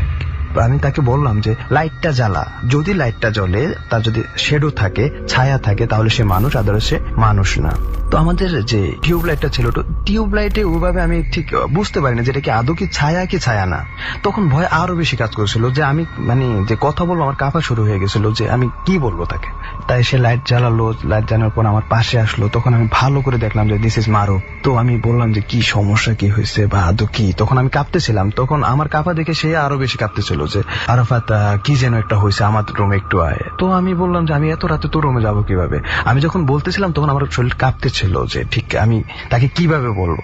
তো অনেকক্ষণ পরে আমি তার রুমে তাকে নিয়ে গেলাম, যে একেবারে দোয়া টোয়া পরে নিজেকে ঝাড়ফুঁক দিয়ে তারপর আমি গেলাম ওদের রুমে। গিয়ে দেখলাম যে তখন একদম লাইটের আলোতে স্পষ্ট দেখতে পাচ্ছি যে মারুফ আসছে। মারুফের পুরো শরীরটা একেবারে গলা থেকে হাত পা, মানে এগুলো একদম রক্তাক্ত একটা অবস্থা হয়ে আছে, যে একটা মানুষ মারামারি করলে বা ফাঁসরাফাঁসি করলে যেটা হয় আর কি, একেবারে এরকম। শাহাদাত যে রক্তাক্ত অবস্থা, মানে রক্ত ঝরছে না, মারুফের রক্ত ঝরছে না, বাট একেবারে পুরো বডি টডি লাল লাল হয়ে আছে। বাট শাহাদাত যে ছেলেটা, ওই ছেলেটা একেবারে রক্ত ঝরছে তার শরীর থেকে, বিভিন্ন জায়গায় মানে কি বলে এটাকে কেটে গেছে, একেবারে মানে অনেক জায়গায় কেটে গেছে, এবং তার শরীর থেকে রক্ত, নাক থেকে রক্ত পড়তেছে, এদিক থেকে রক্ত পড়তেছে। সে একদম রুমের কোণা থেকে কাঁপতেছিল, একেবারে কি বলে আমরা পাগল যাদেরকে দেখি না, যে তারা রুমের এক কোণা থেকে অনেক সময় পাগলামি করে, সে একদম মানে বাচ্চা ফোলাপানির মতো ওই রুমের কোণে থেকে কাঁপতেছিল আর কান্না করতেছিল, কেমন যেন। মানে তখন তো আর নিজেকে ঠিক রাখাও একটা কষ্টকর হয়ে গেছে, যে আসলে কি হচ্ছে এখানে, বা সে এমন কেন আর এ এমন কেন। আমি যে কিছু বলবো তাও ভাষা হারিয়ে ফেলছি, যে শুধু ভাবছে যদি ওই ইলিয়াস থাকতো, সে তো কোরআনে হাফেজ, কিছু একটা বলতে পারতো। এখন আমি তো তাও বলতে পারতেছি না। তো ইলিয়াসকে ফোন দিলাম, ইলিয়াসও কোনো ফোন ধরে না। কাউকে ফোন দেবো, সেই এত রাত্রে কে ফোন ধরবে, বা আদৌ কি হয়েছে। তারপর অনেকক্ষণ ওইভাবে বসেছিলাম, বসে থাকার পর জিজ্ঞেস করলাম যে মারুফকে, মারুফ আদৌ কি হয়েছে। পরে মারুফ আমাকে বলল যে আমি ঘুমিয়ে আছি, হঠাৎ করে শাহাদাত আমাকে গলা চেপে ধরছে, বারবার গলা চেপে ধরছে, মানে একবার দুইবার তিনবার। আমি তাকে সরিয়ে দিচ্ছি, সে আবার গলা চেপে ধরছে। তো একটা পর্যায়ে আমি কি করলাম, আমি মনে হচ্ছে যেন আমি মরে যাচ্ছি। তখন আমি আমার শরীরের সমস্ত শক্তি একখানে করে জোরে একটা করলাম, তাকে আমি ধাক্কা দিলাম। সে উড়ে গিয়ে একদম দেয়ালের সাথে পড়ছে। দেয়ালের সাথে পড়ার সেই জন্যই হয়তো বা হ্যাঁ শব্দটা ওইটাই, শব্দটা ছিল ওটাই। হ্যাঁ, তারপর থেকে আর শাহাদাত আমার উপরে আর আসে না বা আমাকে গলা চাপ দিতে আসে না, ওই কোণা থেকে কান্না করতেছিল বারবার। এবং তার রক্ত ঝরছিল। হ্যাঁ, রক্ত ঝরছিল। তখন কিন্তু কেন করছিল এটাও? এটা করছিল হলো যে তখন তো আমি শাহাদাতের সাথে কথা বলতে পারছিলাম না। কজ হলো যে ওই পরিবেশটা ছিল না শাহাদাতের। পরে 1 hours or half an hours then আমি তাকে বললাম আস্তে আস্তে যে শাহাদাত আদৌ কি হয়েছে আমাকে একটু বল, আমি তো আছি, কিছু হবে না, আমাকে একটু বল। খুব সাহস করে বললাম। তখন সে কিভাবে যেন একটু ঘুঙ্গানো টাইপের কথা আছে না, যে ওইভাবে বলতেছে যে আমাকে মারতে আসছে। তো কে মারতে আসছে? বললো যে বিশাল এক প্রাণী আমাকে মারতে আসছে। আমি প্রাণীটার সাথে তখন ফাইট করছি, কিন্তু প্রাণীটার সাথে আমি পেরে উঠিনি। প্রাণীটা আমাকে বারবার মারতে আসছিল, আমি প্রাণীটাকে অনেকক্ষণ প্রাণীর সাথে ঝগড়া করছি। ও দ্যাট মিনস হচ্ছে যে যে ফ্রেন্ডকে উনি মারতে যাচ্ছিল সেই ফ্রেন্ডটাকে সে অন্য কিছু ভাবছিল। হ্যাঁ, সে বারবার বলতেছে যে এখানে মারুপ ছিল না, এখানে একটা প্রাণী ছিল, সেই প্রাণীটা আমাকে বারবার মারতে আসছে। আচ্ছা। তারপর আমি বললাম যে এখানে তো মারুপ ছিল, এখানে তো অন্য কেউ ছিল না, প্রাণী আসবে কোত্থেকে? বললো যে না, এখানে মারুপ ছিল না, মারুপ এখন আসছে, মারুপ তো তোর রুমে ছিল। আচ্ছা। তো এইভাবে আমরা বসে আছি, কি বলবো? তাছাড়া রুমে কোনো ওষুধ নাই। আমরা থাকতাম ব্যাচেলর থাকতাম, তো আমাদের এখানে ওষুধ আসবে কোত্থেকে? ফ্যামিলি বাসা তো কিছু থাকে, আমাদের তো ইউনিভার্সিটি ক্যান্ডিডেট, সো আমাদের এখানে তো ওষুধ দিয়ে আমরা কি করবো? ওইভাবে আমরা তাকে জাস্ট মাথায় একটু পানি দেওয়া, শরীরটা একটু মুছে দেওয়া। যখন তার মাথায় পানি দিচ্ছে, তার পুরো শরীর কাঁপতে ছিল, মানে পানি দেওয়ার সাথে সাথে সে আরো মনে হয় যেন কেমন যেন হয়ে যাচ্ছে, কেমন যেন হয়ে যাচ্ছে, এরকম একটা অবস্থা। তো এইভাবে রাতটা কোন রকম কেটে গেল আর কি। এই তারপর সকালে সবাইকে খবর দিলাম, সবাই আসলো। আমাদের বাড়িওয়ালাকে খবর দিলাম, তো বাড়িওয়ালা আসেনি। বাড়িওয়ালা মেবি আসেনি, কেন আসেনি জানি না। আমরা এখানে একটু প্রবলেম ফিল করছি যে এটা কি আপনার পূর্ব কোনো প্রবলেম কিনা, কিন্তু বাড়িওয়ালা আমাদের ডাকে সাড়া দেয়নি। আচ্ছা, আশেপাশে যারা অন্যান্য ব্যাচেলররা ছিল, মেসে ছিল, তাদের কাছে কি কোনো ধরনের কোনো পেয়েছেন? তারা এই ধরনের কোনো কিছু ফেস করেছে কিনা? তাদের কাছে আসলে এখানে একটা কথা হলো কি, আমরা ওখানে উঠছিলাম ঠিক 1.5 মাস থেকে 2 মাস হয়েছে তখন। তো এর আগে যারা আমাদের বড় ভাই ছিল বা এর আগে যারা এখানে ছিল, কেউ 1 মাসের বেশি স্টে করেনি। 1 মাস 1.5 মাস, সর্বোচ্চ 2 মাসের ভিতরে সবাই চলে যায়। কেন চলে যায় কেউ কোনো রিজন বলে না, জাস্ট এখানে আসে, আসার পর আর তাকে চলে যেতে হবে সেটাই জানে মনে হয়। যে আচ্ছা, আমার একটা পয়েন্ট আছে, আমি একটা বিষয় আমি একটু ক্লিয়ার হতে চাই। আচ্ছা, আপনি বলছেন যে আপনার এক ফ্রেন্ড, আপনারা যে দেখলেন এক ফ্রেন্ড আরেক ফ্রেন্ডকে মেরেছিল এবং সেটা সে অন্য কিছু ভেবেছিল। আপনি শিওর যে তাদের মধ্যে কোনো দ্বন্দ্ব ছিল না? এটা হতে পারে তাদের পার্সোনাল কোনো ক্ল্যাশও হতে পারে।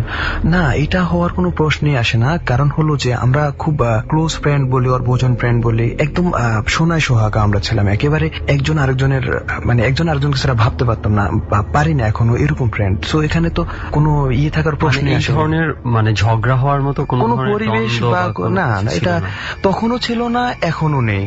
আচ্ছা, তো ওকে, এইটা আমার মাথায় একটা প্রশ্ন ঘুরছিল আর কি, এই জন্য আমি প্রশ্নটা করলাম যে এমনও তো হতে পারে যে তাদের মধ্যে কোনো প্রবলেম ছিল, সেটা মারামারিতে রূপ নিয়েছে, তো সেটাও যেহেতু নাই। এবং এই বাড়িটার কোনো ইতিহাস বা এর আগে কোনো ইতিহাস আছে কিনা, এই ধরনের ঘটনা ঘটার মতো কোনো কারণ আছে কিনা, সেটা কিছু জানতে পেরেছেন? মানে আমরা যতটুকু বাইরে থেকে দেখতে পাই, বাড়িটা একটু আগে বললাম যে এটা একটা পুরাতন, একটা পুরান ঢাকা টাইপের বাড়ি, একদম ভৌতিক টাইপের একটা বাড়ি, আসলে একটা কেমন যেন টাইপের একটা বাড়ি। আচ্ছা, বুঝতে পেরেছি আমি। মানে আর এখানে প্লেস থাকে না যেটার একটা নেগেটিভ ভাইব থাকে, গেলেই মানে একটা অদ্ভুত মনে হয়, কেমন যেন একটা মানে পরিবেশ অনেক ফিল করা যায় যে আসলে অস্বস্তিকর একটা পরিবেশ থাকে, এটা আসলে বলে বোঝানো যায়। ওই ধরনের একটা ফিল ছিল পুরো জায়গাটা।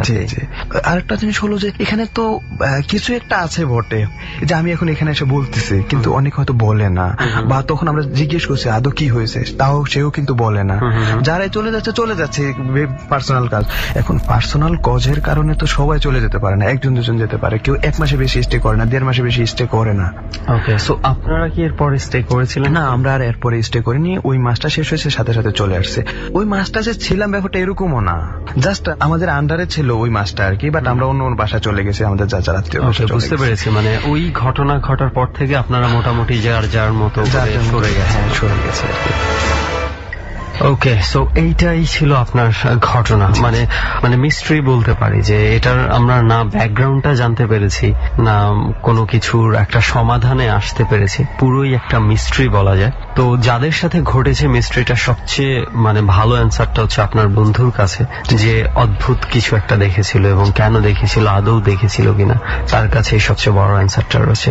তো যাই হোক, অনেক ধন্যবাদ আপনাকে যে আপনার এই ঘটনাটা আমাদের সাথে শেয়ার করার জন্য। আপনাকে ধন্যবাদ। ডর মানে ভয়। হন্টেড বাই প্রাণ মিস্টার ম্যাঙ্গো ক্যান্ডি।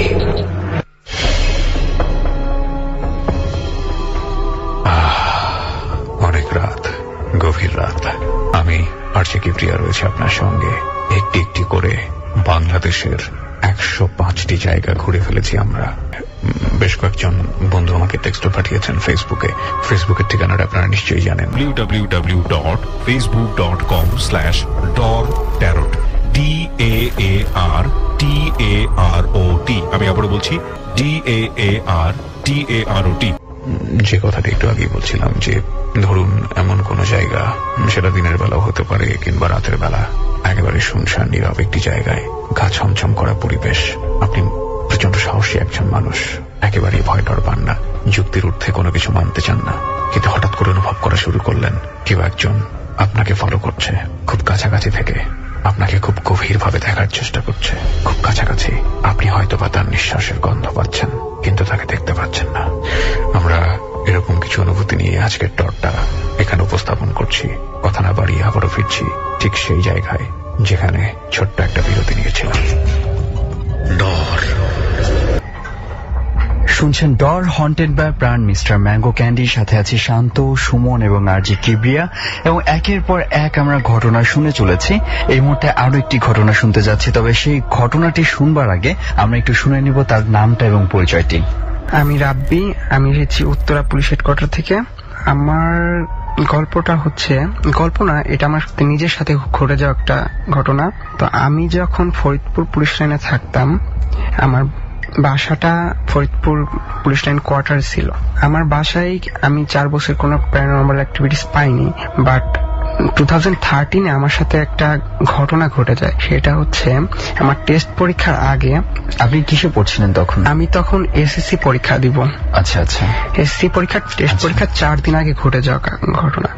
এটা হচ্ছে প্রথম দিন আমি 3টা 3:30 পর্যন্ত পড়ালেখা করে আমি হাত মুখ ধুয়ে বেডে ঘুমাইতে আসি। তো যখন বেডে ঘুমাইতে আসি, তো আমার দরজা লক এবং মশারি টশারি টানানো। তো ফার্স্ট ডে আমি 3:30টার দিকে একবার আমার ঘুম ভাঙে। তো ঘুম ভাঙার পর আমি খেয়াল করি আমার দরজাটা খোলা।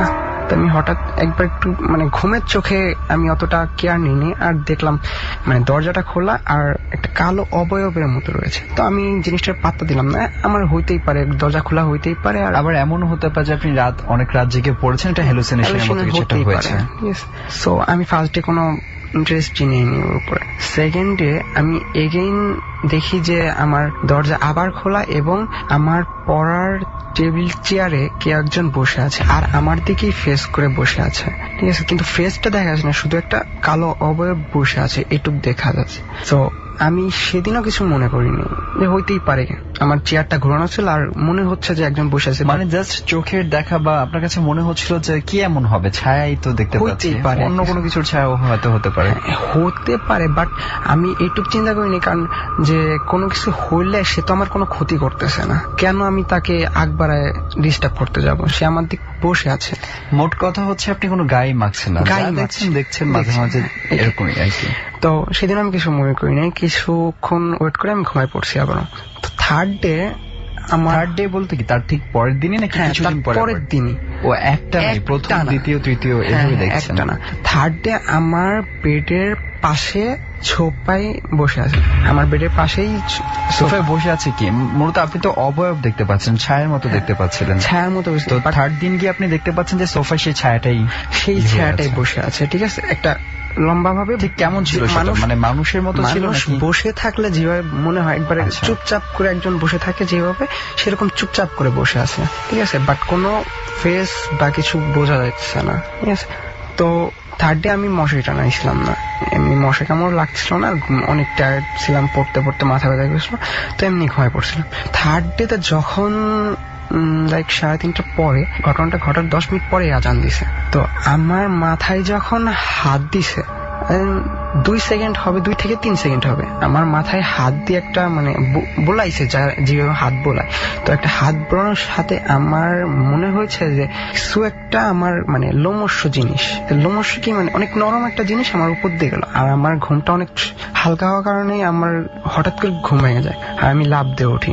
মানে আপনি ফিল করেন যে আপনাকে কেউ টাচ করছে, মাথায় টাচ করছে, আমাকে হাত বোলাই গেছে। এমনিতে আপনার বাসার মানুষ কি হতে পারে সেটা আপনার? না, আমার বাসার ফ্ল্যাটটা হচ্ছে 4 রুমের ফ্ল্যাট, তো লাস্ট প্রান্তে আব্বু আম্মুর থাকে, আর ফার্স্টে আমি থাকি, আর ভাইয়া বড় আপু সব ঢাকায় থাকে। আচ্ছা আচ্ছা, তো মূলত ওইভাবে কেউ চান্স নাই। আচ্ছা, তারপর কি দরজা খোলা দেখেছিলেন, বা মানে যদি লজিক্যালি আমরা চিন্তা ভাবনা করি কি হতে পারে সেটা? সেদিন আমি আবার দরজা খোলা দেখিনি, সেদিন দরজা লক, দরজা বন্ধ, এর মাঝে আপনি ফিল করলেন কেউ একজন আপনার মাথায় হাত দিয়েছে। আমার মাথায় হাত বলছে, তো আমি উঠে বসছি, বসে আমি তখন ঘামতেছি, সাডেনলি ঘামার কারণটা আমি বুঝিনি। আমি তো অ্যাকচুয়ালি শরীরে গরমের কাজ ছিল, কিন্তু ফ্যান ছিল ফুল স্পিডে, আর আমি ঘামার কোনো কারণ না, বাসার ভিতর কেউ ভয় পেয়ে গেছেন, এই কারণে মূলত ঘামছেন। হয়তো ভয় পেয়ে গেছি। আর জিনিসটা হচ্ছে কি, আমি যখন উঠছি সেকেন্ড টাইমে আমি দৌড় দিয়ে উঠে লাইট জ্বালাইছি, দৌড় দিয়ে উঠে লাইট জ্বালাই, দেখি আমার রুমে কেউ নাই, এবং আমি দরজা খুলছি, দরজা টান দিয়ে খুলে দেখি পুরা ফ্ল্যাটে আব্বু আম্মুর রুম আটকানো, মানে কেউই নাই সেখানে। তারপরে কি কিছুক্ষণ 10 মিনিট পর বসে আছি বিছানার পর, 10 মিনিট পর আজান দিছে। তো পরদিন সকালবেলা আমি যখন আমার ফ্রেন্ডদের জানাই যে জানিস আমার সাথে এই কাহিনী হয়ে গেছে, আমি অনেক ভয় পাইছি, তো ওরা বলতেছে দূর, এসব কোনো আজে বাজে স্বপ্ন দেওয়া, আর আমাদের কাছে এসে মজা নেস। পরে আমি কেউ সিরিয়াসলি নেয় না, কারণ আমার সাথে এই পর্যন্ত কোনো কিছু হয়নি, তো মনে করছে মজা। পরে আমি মসজিদে যাই, আমার হুজুরকে বলি নামাজ শেষে যে হুজুর আমার সাথে এই ঘটনা হয়ে গেছে, আমি এরকম ভয় পাইছি। পরে আমাকে বলতেছে যে হয়ে গেছে, তোমার তো কোনো ক্ষতি করেনি। আমি কই না হুজুর, আমাকে কোনো ক্ষতি করেনি। পরে সে আমাকে কিছু দোয়া দূরত করে ফু দিয়ে দিয়েছে। তো আচ্ছা, ডাক্তারের কাছে কি যাওয়া হয়নি? হুজুরের কাছে কেন যাওয়া হলো ফার্স্ট? হুজুরের কাছে গেছি কারণ আমি ওটা ভয় পাইছি। মানে আপনার কাছে বিষয়টা মনে হচ্ছিল যে বিষয়টা আসলে ডাক্তারের সাথে যায় না, কারণ আমার বাসায় তখন কেউ ছিল না, আমার আব্বু আম্মু অন্য পাশে ঘুমাইতেছে, আর আমি বেড থেকে উঠে কাউকে খুঁজে পাইনি। ইভেন আমি দরজা খুলেও বাইরে হয়েছি যে কেউ আছে কিনা। বাট আমি অ্যাকচুয়ালি মানে ভূতের গল্প টল্প শুনি অনেক, ঠিক আছে, কিন্তু এইভাবে আমার সাথে হয়ে যাবে সেটা ভাবতে পারিনি। তো পরে 2-3 দিন 4-5 দিন এরকম ভালো গেছে। তো মাঝে হঠাৎ করে আবার একদিন আমি এরকম স্বপ্ন দেখি কি ফিল করি। পরে ওইটা ফিল করছি আমি যখন বাইরে ছিলাম, বাইরে গেছি একটা রাত্রে 11:30-12টার দিকে এক ফ্রেন্ডের কাছে একটা শিট ছিল আমার, তো আমি ওর কাছে নিতে গেছি। ওর কাছ থেকে শিট নেওয়ার পরে যাওয়ার সময় আমার সাথে কিছুই নাই, শিট নেওয়ার পরে ওর বাসা থেকে বাইর হওয়ার পরে আমি যখন যতদূরই হাঁটি মনে হচ্ছে আমার পিস পিস কেউ হাঁটতেছে। আচ্ছা, পিস পিস কেউ হাঁটে। সেটা ঠিক কখন? 11:30-12টার সময়? 11:30টার দিকে। আচ্ছা, কোন এলাকাতে আপনার ফ্রেন্ডের বাসা ছিল? ফ্রেন্ডের বাসা ছিল কমলাপুরে। ও, আপনি কমলাপুরে এসেছিলেন? হ্যাঁ, আমি পুলিশ লাইন থেকে কমলাপুরে আসছিলাম। আচ্ছা, 11:30টা অতটা বেশি রাতও না জেলার জন্য একটা। তো আমি যখন ওর সাথে দেখা করি তখন কোনো সমস্যা নেই, বাট ওর কাছ থেকে যখন ফেরত আসি তখন মনে হচ্ছে কি আমার পিস পিস হাঁটতেছে। তো রাস্তায় তো লাইট আছে, তো পিছন দিক ঘুরে আমি কাউকে খুঁজে পাইনি, মানে পুরা রাস্তায় আমি একা। আচ্ছা, তো হাঁটতে হাঁটতে বেশিক্ষণ লাগে না, 10 মিনিট লাগবে হাইটে আসতে। তো বাসার কাছে যখন চলে আসি, বাসার কাছ একটু আগেই একটা বট গাছ আছে, অনেক পুরানো বট গাছ, 100 বছর। আচ্ছা, একটা ব্যাপার আমি একটু ক্লিয়ার হয়নি, মূলত আপনি ওই সময় কোন পুলিশ ফাঁড়িতে থাকতেন? পুলিশ ফাঁড়ি না, এটা হচ্ছে ফরিদপুর পুলিশ লাইন। ফরিদপুরে? সেটা ফরিদপুর পুলিশ লাইন। আচ্ছা, আর কমলাপুর তো মূলত ঢাকার কথা বলছেন কি আপনি? না। ও আচ্ছা, কমলাপুর কি ফরিদপুরই? কমলাপুর পুলিশ লাইনের পাশে এলাকা। আচ্ছা, actually I got confused, that's why আমি আবার আপনাকে জিজ্ঞেস করলাম। ঠিক আছে, তারপর সেই কমলাপুরে কি হলো আপনি বলেন। কমলাপুরে কিছু হয় না, কমলাপুরতে যখন আমি ফেরত আসি তখন আমার সাথে হয়েছে কি যে অনেক জোরে বাতাস হওয়া শুরু করছে হঠাৎ করে। আচ্ছা, সে রাতের বেলাতে?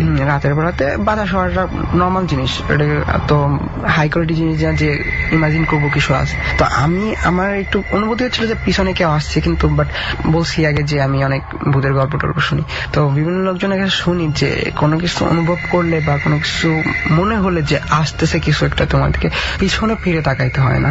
আচ্ছা, তো আমি পিছনে ফিরে তাকাইও নেই। তো তখন আসছি, যখন সামনে আসি তখন গাছটা মানে অনেক একটু বেশি বাতাস হয়েছিল। তো আমি তখন একটু ভয় পাইছিলাম যে সামনে কি ঘটবে আমার সাথে। আল্লাহর রহমত আমার সাথে কিছু ঘটেনি, তখন আমি আল্লাহর রহমতে বাসায় পৌঁছাই গেছি।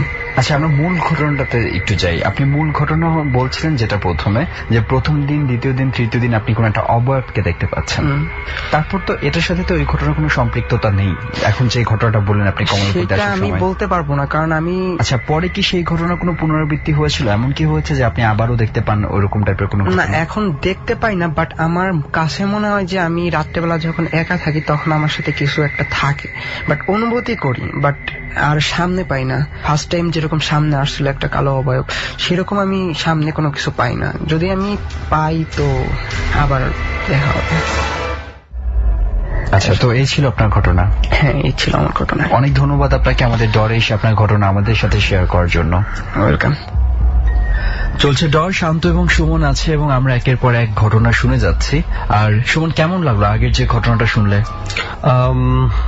আমি বলেছি আসলে ঘটনার সময় যে কি রকম মনে হয়েছে আমার কাছে। একটা ব্যাপার কি জানো, তুমি যে কথাটা বললে না, সেই জিনিসটা আমার সাথেও ঘটেছে এবং আমার এক আত্মীয়র বাসায় আমি সেই ব্যাপারটা দেখেছিলাম যে জিন কিভাবে নামানো হয়, এবং জিনের ভয়েস আমি শুনেছি কিন্তু অবয়ব দেখিনি। যাই হোক, সেই ঘটনা তো চলে গেছে, আমরা পরের ঘটনায় চলে যাচ্ছি।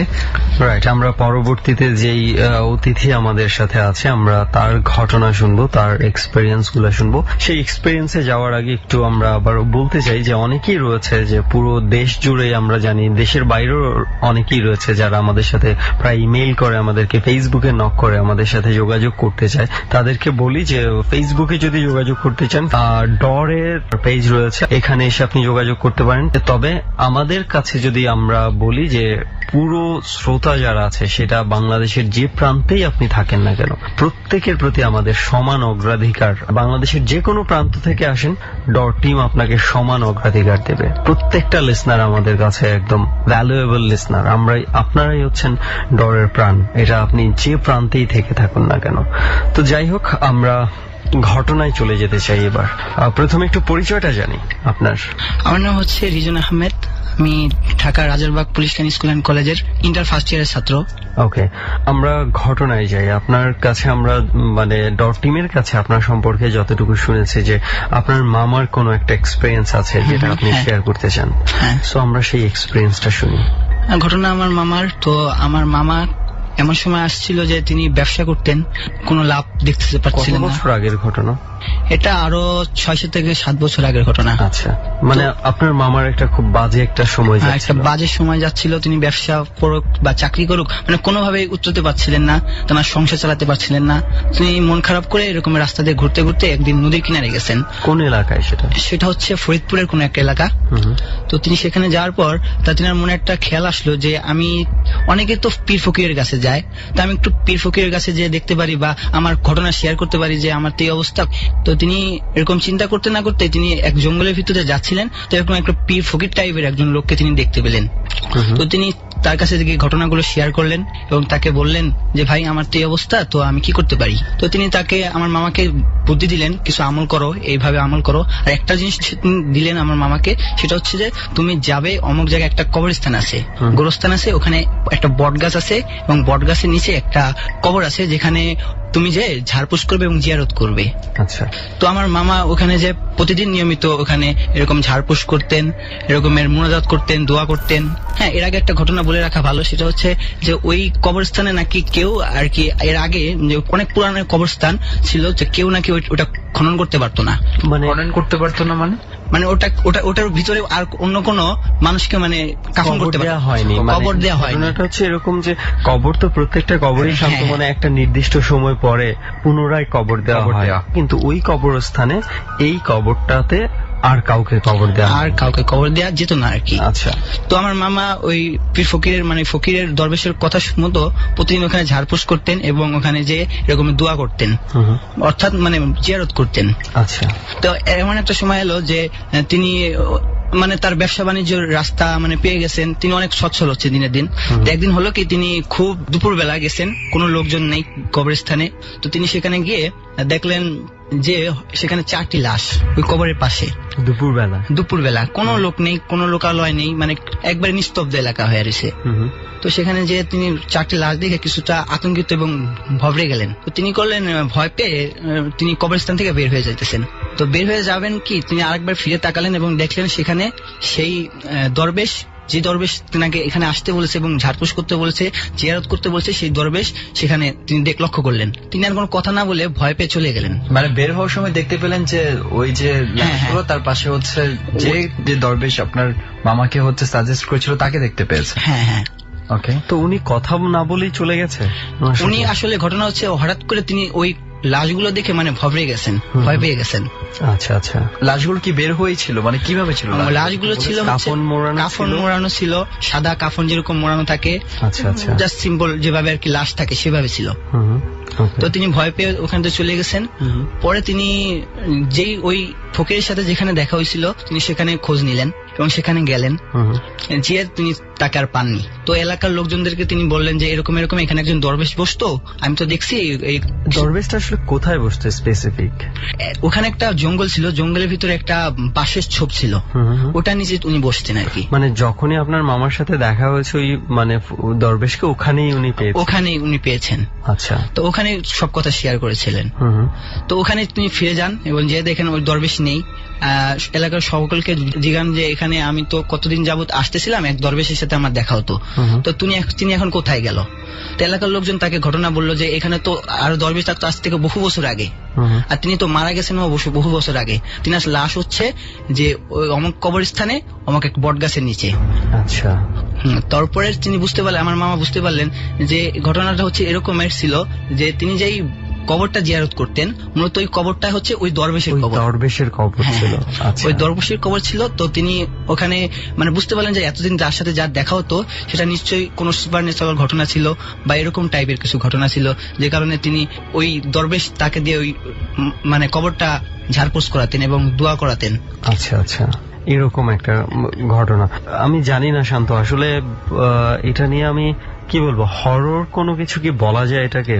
আই ডোন্ট থিঙ্ক সো যে এটা হরর কোনো কিছু কিনা, কারণ আমরা এই ধরনের অনেক ঘটনা আমি পেয়েছি। একটা ঘটনা আমি বলি যে ডরে একবার ফোনে আমি একটা ঘটনা পেয়েছি যে কোনো একটা মাজারের নিয়ে উনি একটা ঘটনা বলতে চেয়েছিলেন এবং ঘটনাটা এরকম ছিল যে কোনো একজন দরবেশকে নাকি রাতের বেলা দেখা যেত যে সে এক কবর থেকে উঠে আরেক কবরে যেত। আচ্ছা।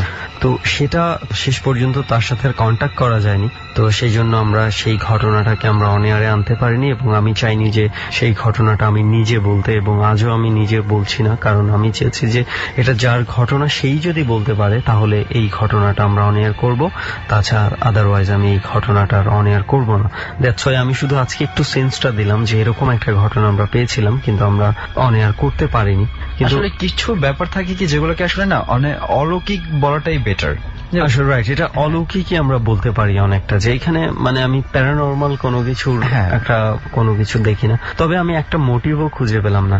আলটিমেটলি ওই দরবেশ ওনাকে উপকার করলো, ওনাকে খুব মানে হতাশা থেকে বের করে নিয়ে আসলো, এবং তাছাড়া হঠাৎ করে আবার 4টা লাশই বা কেন দেখালো? 4টা লাশের ব্যাপারটা কিন্তু রহস্য রয়ে যাচ্ছে, কারণ 4টা লাশ কোন জায়গা থেকে আসলো, কেন আসলো, আর কবরের বাইরে কেন পড়ে থাকবে এবং কেনই বা আবার উনার মামাই দেখতে পাবে, সেটা আর কেউ দেখতে পাবে না।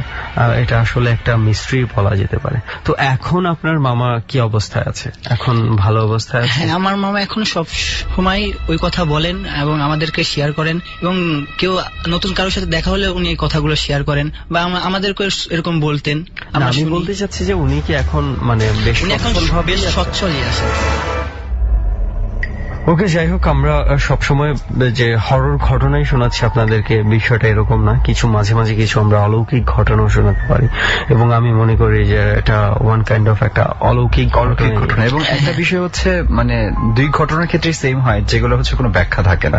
যেমন কেন হচ্ছে যে সেই দরবেশ বা পীর বা যে ফকিরের সাথে কথা হয়েছে, কেন সেই ফকির তাকে ওই কবরই জিয়ারত করতে বললো, ওভার মানে কেন, আমরা কিন্তু কোনো ব্যাখ্যাই খুঁজে পাচ্ছি না। সেটাই হরর কাহিনীগুলোর মধ্যে বা ঘটনাগুলোর মধ্যে কিন্তু সেই কথাই বলা হয়, মানে সেই জিনিসই হয়ে যায়। ওকে, অনেক ধন্যবাদ আপনাকে। আপনাদেরকেও ধন্যবাদ। ডর মানে ভয়। হন্টেড বাই প্রাণ মিস্টার ম্যাঙ্গো ক্যান্ডি। গল্প শুনতে শুনতে গভীর রাত। দাঁড়ান দাঁড়ান দাঁড়ান, যেটা মনে করিয়ে দিচ্ছিলাম, আসলে এই অনুভূতিটা কি আজকে রাতে ভাইরাল হয়ে গেল কিনা। অনেকে আমাকে ফেসবুকে লিখছেন যে কেন বলছো, আমার খুব ভয় লাগছে। যে কথাটি বলছিলাম, ভয়ের স্বাদটা আসলে খুব মারাত্মক। মানুষ ভয়ের স্বাদ পেতে চায়, এবং যে কারণেই বছরের পর বছর, যুগের পর যুগ হলিউডে, টলিউডে বড় বড় বড় বাজেটের ভূতের মুভি হয়। ভূতের গল্প আমাদের ছোটবেলায় মিশে থাকে। ভৌতিক গল্প পড়তে ভালো লাগে বলেই ভয়ের প্রতি অজানার একটা সাথে আমরা প্রতি মুহূর্তে বিচরণ করি। অজানাকে জানার এই যে ভৌতিক জিজ্ঞাসা, সেটা প্রত্যেকটা মানুষের জীবনেই আছে। আপনারা যারা গল্পটা শুনছিলেন, তাদেরকে একটা ছোট্ট গল্প বলি, আমার নিজের গল্প, একেবারে খুব খুব কাছের মানুষের গল্প। আমার খুব কাছের বন্ধু ছিল এক সময়। ও এই জিনিসটা অনুভব করত, একা থাকলে কিংবা খুব নির্জন জায়গায় থাকলে ওর কাছাকাছি কেউ একজন খুব কাছাকাছি থেকে ওকে ফলো করেছে বা করছে। এই অনুভূতিটা ভয়ের তীব্র একটা অনুভূতি। যারা অনেক যুক্তিসিদ্ধ মানুষ আছেন, যারা কোনো কিছুতেই ভয় পান না কিন্তু ভয়ের স্বাদ নেবার ইচ্ছা আছে, একটু চেষ্টা করে দেখতে পারেন। আমরা আবারও ফিরছি একেবারে শেষ ভাগে, সুমন ও শান্তর কাছে, যেখানটায় ছোট্ট একটা বিরতি নিয়েছিলাম, ঠিক সেখান থেকেই। ডর।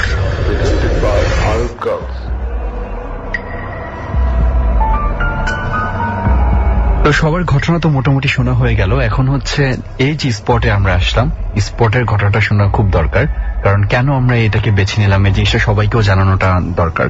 তো সুমন, যে বিষয়টা হয়েছে যে আমরা যতটুকু শুনে এসেছি ডর টিমের কাছে, যে আজকে যে জায়গাটাতে আমরা বসে আছি, এই জায়গাটা নিয়ে কিন্তু বেশ বড় একটা ঘটনা রয়েছে। বেসিক্যালি সেটা অনেক আগে থেকেই মানে এখানকার মানুষ জানে, তুমিও ভালো জানো। তুমি যদি একটু ছোট করে বলতে, তারপর আমি আবার বাকিগুলো বলছি। ওকে, আমি আসলে শুরু করছি। আসলে এই জায়গাটাতে আসার কারণটা হচ্ছে কি, আমরা এই যে জায়গাটাতে বসে আছি, আপনারা নিশ্চয়ই দেখেছেন, আমরা যখন ওই জায়গাটা দিয়ে ঢুকলাম, ওখানে কিন্তু ছোট্ট একটা ঘরের মতো ছিল। ওখানে কিছু মানুষজন থাকে, যদিও যার কথার উপর ভিত্তি করে আমরা এসেছি ওই মানুষটা বর্তমানে নেই, উনি চলে গেছে। বাট উনার যেই এক্সপেরিয়েন্সটা, এটা কিন্তু এখানে বর্তমানে যারা আছে তাদের মধ্যে কিছুটা হলেও কাজ করে, যদিও তারা এটার খুব একটা আঁচ এখনো পায়নি। তো আমরা যার ঘটনার উপর ভিত্তি করে এখানে এসেছি, তার নামটা না হয় নাই বলি, কারণ তার একটা নিষেধ রয়েছে এই নামটা বলার ক্ষেত্রে। এবার মূল ঘটনাটা শুরু করি। এই জায়গাটা বালি দিয়ে ভরা হয়েছে খুব বেশি দিন হয়নি, আমি যতটুকু শুনেছি হয়তো বা বছরের কাছাকাছি সেরকমটাই হবে, সেরকমই কিংবা আরো কম বেশি হতে পারে, আমরা এক্সাক্ট সময়টা জানি না। এবং আপনারা যেটা দেখতে পাচ্ছেন, বর্তমানে বর্ষাকাল এবং চতুর্দিকে কিন্তু পানি রয়েছে, শুধু রাস্তার এক সাইডেই হচ্ছে যে যেখান থেকে আপনি সরাসরি আসতে পারবেন, বাকি সব দিকেই কিন্তু পানি। শীতকালে এই জায়গাগুলো একদম কিন্তু শুকিয়ে যায়, তখন কিন্তু আশেপাশের মানুষজন যাদের ক্ষেত খামার রয়েছে, অনেক ফসলের চাষ হয় এখানে, যারা এই হাইওয়ে দিয়ে আসা যাওয়া করে তারা নিশ্চয়ই দেখতে পারেন। তো ঘটনা হয়েছে যে আজকে যেই জায়গাটাতে আমরা বসেছি এবং বিস্তীর্ণ যেই জায়গাটা বালি দিয়ে ভরাট করা হয়েছে, একটা সময় কিন্তু এই জায়গাটা আসলে এরকম যে পাশের ক্ষেতগুলো দেখতে পাচ্ছেন পানির নিচে যেগুলো রয়েছে এখনো, একটা সময় কিন্তু এগুলো এই ধরনের ক্ষেতই ছিল। পরবর্তীতে হয়তো যারা কিনেছে বর্তমানে, তারা কিনে কোনো একটা ইন্ডাস্ট্রি বা কোনো কিছু করার জন্য হয়তো কিনেছে, যারা বালি দিয়ে পুরো জায়গাটা ভরাট করে ফেলেছে। এবং ভরাট করার পর আমরা যেটা দেখতে পাচ্ছি যে অনেক ইট বালি সিমেন্ট দেখা যাচ্ছে। সো যখন ওনারা এগুলো আনে এবং এগুলোর রক্ষণাবেক্ষণের জন্য নিশ্চয়ই কোনো মানুষের রাখাও দরকার, সেজন্যই কিছু মানুষ রাখা হয়েছিল, হয়তো 2-1 এখানে। তো তাদের মধ্য থেকে একজন ছিল যে এখানে রাতের বেলা, দিনের বেলা, মানে 24/7 থাকতো এখানে এবং পাহারা দিত এই জিনিসপত্রগুলো। তো তাদের মধ্য থেকে একজনের সাথে যেই ধরনের ঘটনা ঘটতে থাকে, আসলে ওই ঘটনাটাই আজকে আমাদেরকে এত দূরে টেনে নিয়ে এসেছে।